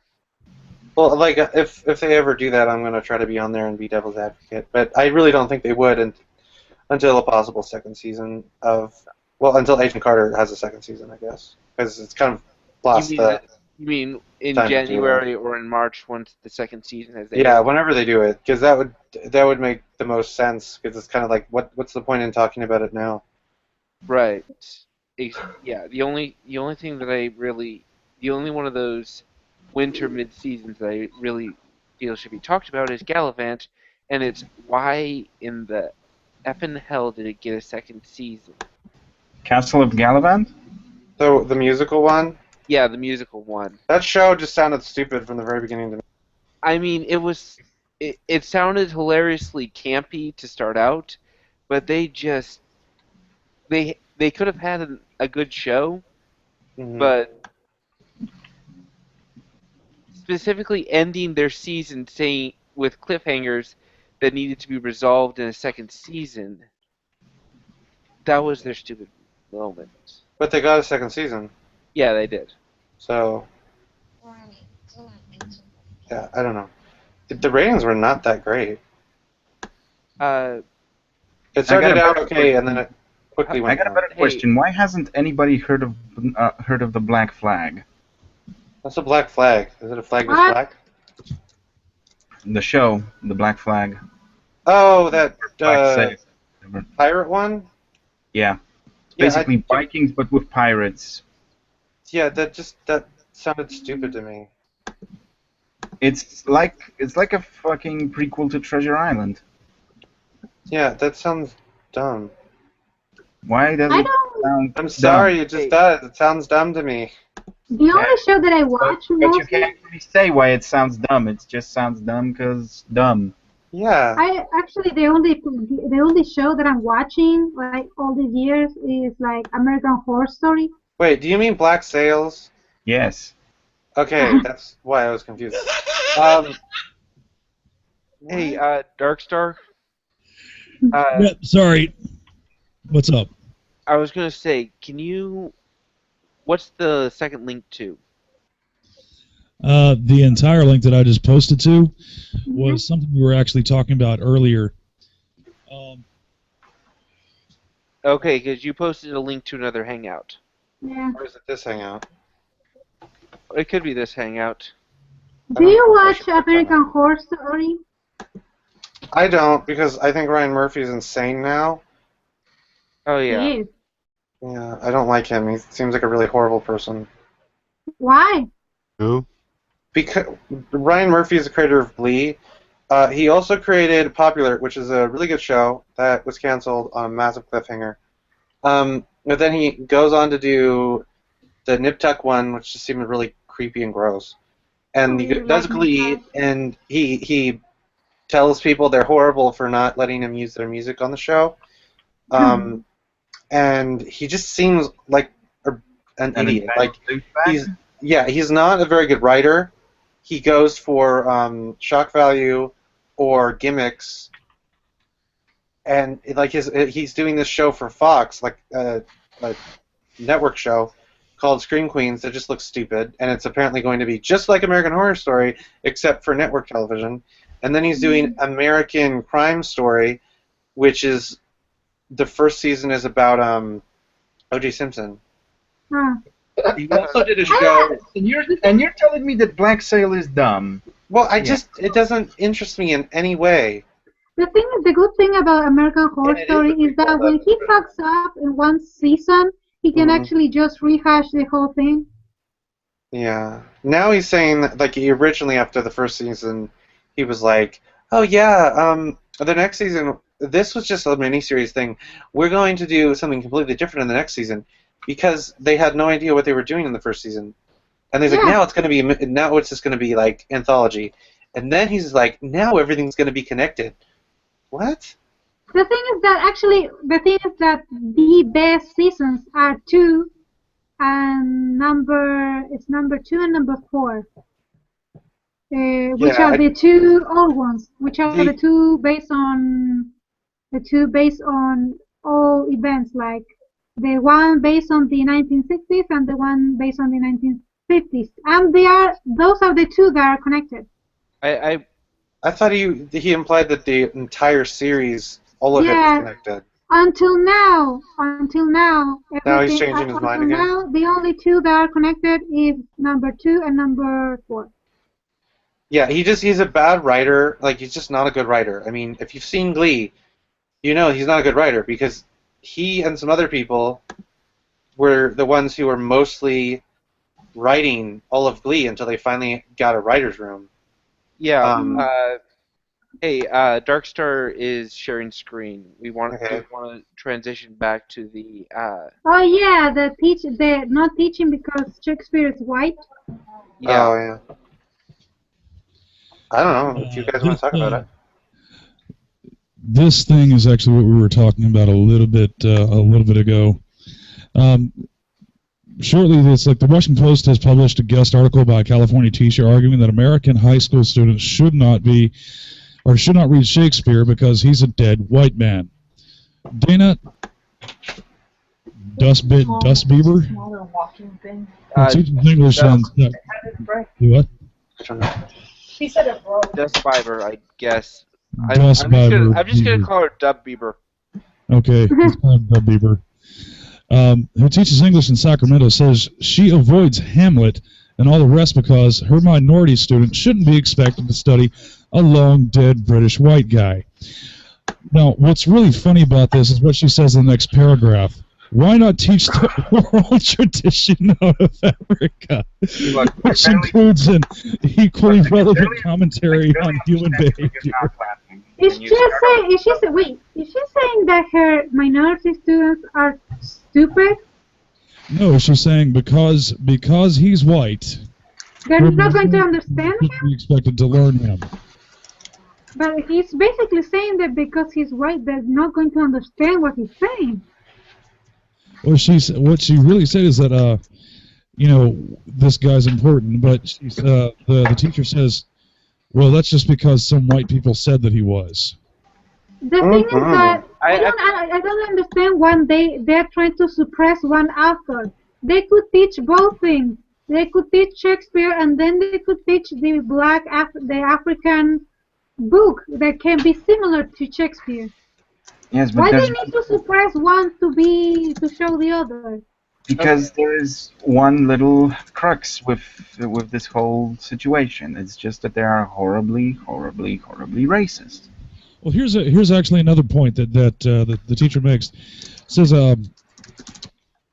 to boost her cause for dumping the bard, Dub Beaver says that minority students, like those who dominate her own classroom, deserve to study their own culture rather than being exposed to Eurocentrism. Oh, so The point being is that these kids have not seen Africa. I don't care if they're all black. They haven't seen Africa, most of them. Never. Wait, seen it's implying that they're actually African and that's their culture, even though they grew up somewhere else. Yeah. Yeah. Through the weird Pangea sort of argument, I'd guess. it's like, oh, you're Chilean. You're supposed to know about Mexico. It's like, oh, you're Hispanic. You're supposed to know about Mexico, although they could be completely Dominican and Puerto Rican. Why And they don't could you be know white. about Mexico? And it's sort of like, how can you not like tacos? You're Hispanic. Yeah, isn't that the same racist shit and the same segregational stuff that they used to teach before? Funny you should mention that. They're actually now starting to advocate for segregated Segregation, I know. It's stupid. Segregation is good because it's racist, and racism is the #1 pop sensation in Japan. What? Can we? I just had word salad. Can we pull up the Führer's words regarding? I mean, they should go and ask old people from Alabama how good segregation was. I thought we figured out a long time ago segregation was bad no matter the reason. Oh, yeah, well, except for the insane people like Führer Sarkeesian. Oh, sorry. I've got. Yeah, you got Sarkeesian on the mind. No. I've got the Mein Kampf add-on activated at the moment. The thing is that white people Okay. are telling black people that it's good to be separated from them because it's going to, if they study white people, they're going to be damaged. Mm-hmm. So Hey, white people are telling black people that it's good they don't share spaces with black people. That's not racist. No, totally no racist. So basically, white kids should learn more about Africans, African kids should learn more about Africans, and nobody should learn about Shakespeare. That's stupid. I like Shakespeare. I had to read Romeo and Juliet. It wasn't much that I had to learn, but you have to learn somehow. I mean, you have to learn somewhere. Oh Jesus! Have you seen Yellow Shakespeare? That is an actual book, and I'm completely not joking. Right Yeah. Yes, I have seen it, and we're talking nuclear head desking here. Okay, explain it to me because I've not seen it. It's an American. It is Romeo and Juliet, it is Hamlet, it is Macbeth, but it's all in tweets, text messages, and emojis. Ew. Stop right Yeah, there. I don't wanna learn. It's sort of like, oh my god, what that guy doing at our party? He totally Capuletti. Something Yeah, else. like I said, we're not talking the cosmic head desky, but we're certainly talking nuclear. I had to read the Quixote. It's not fair. I had to read the Quixote in old Spaniard. Yeah, And it's it's not fair. It's Romeo not fair. has entered the chat room. Lol, totally at Montague party, even though I shouldn't. It's so stupid. Okay. Well, you guys, I think I'm going to go. Like, you guys can keep going if you want. Just don't go on really long. I think we've hit the point where we're just rambling at this point. Yeah. There was a So- point where we weren't. I don't know. We had structure at the beginning, and then our brakes broke, and we couldn't stop. You continue. We were like that Right. Amtrak train that went off the rails going 50 miles over the speed limit. Hmm. Yeah, that's the most- that's the drifting most on fun two time, separate man. tracks. Oh my. Spaghetti everywhere. Okay. All right, so I guess that wraps it up for today's Hug Patrol. We'll probably see you back sometime. I don't know when, but we thank all you guys that stopped by and watched, and we thank all you new guys for stopping by and giving your opinions. Thanks. I hope to be on again. Yeah. I hope you like me so I can come back. We like you so much. You stop your feminine wiles now, woman. We needed a woman on. You're the talking woman, but the best talking. Well, let's not I'm sorry, I missed a person. Many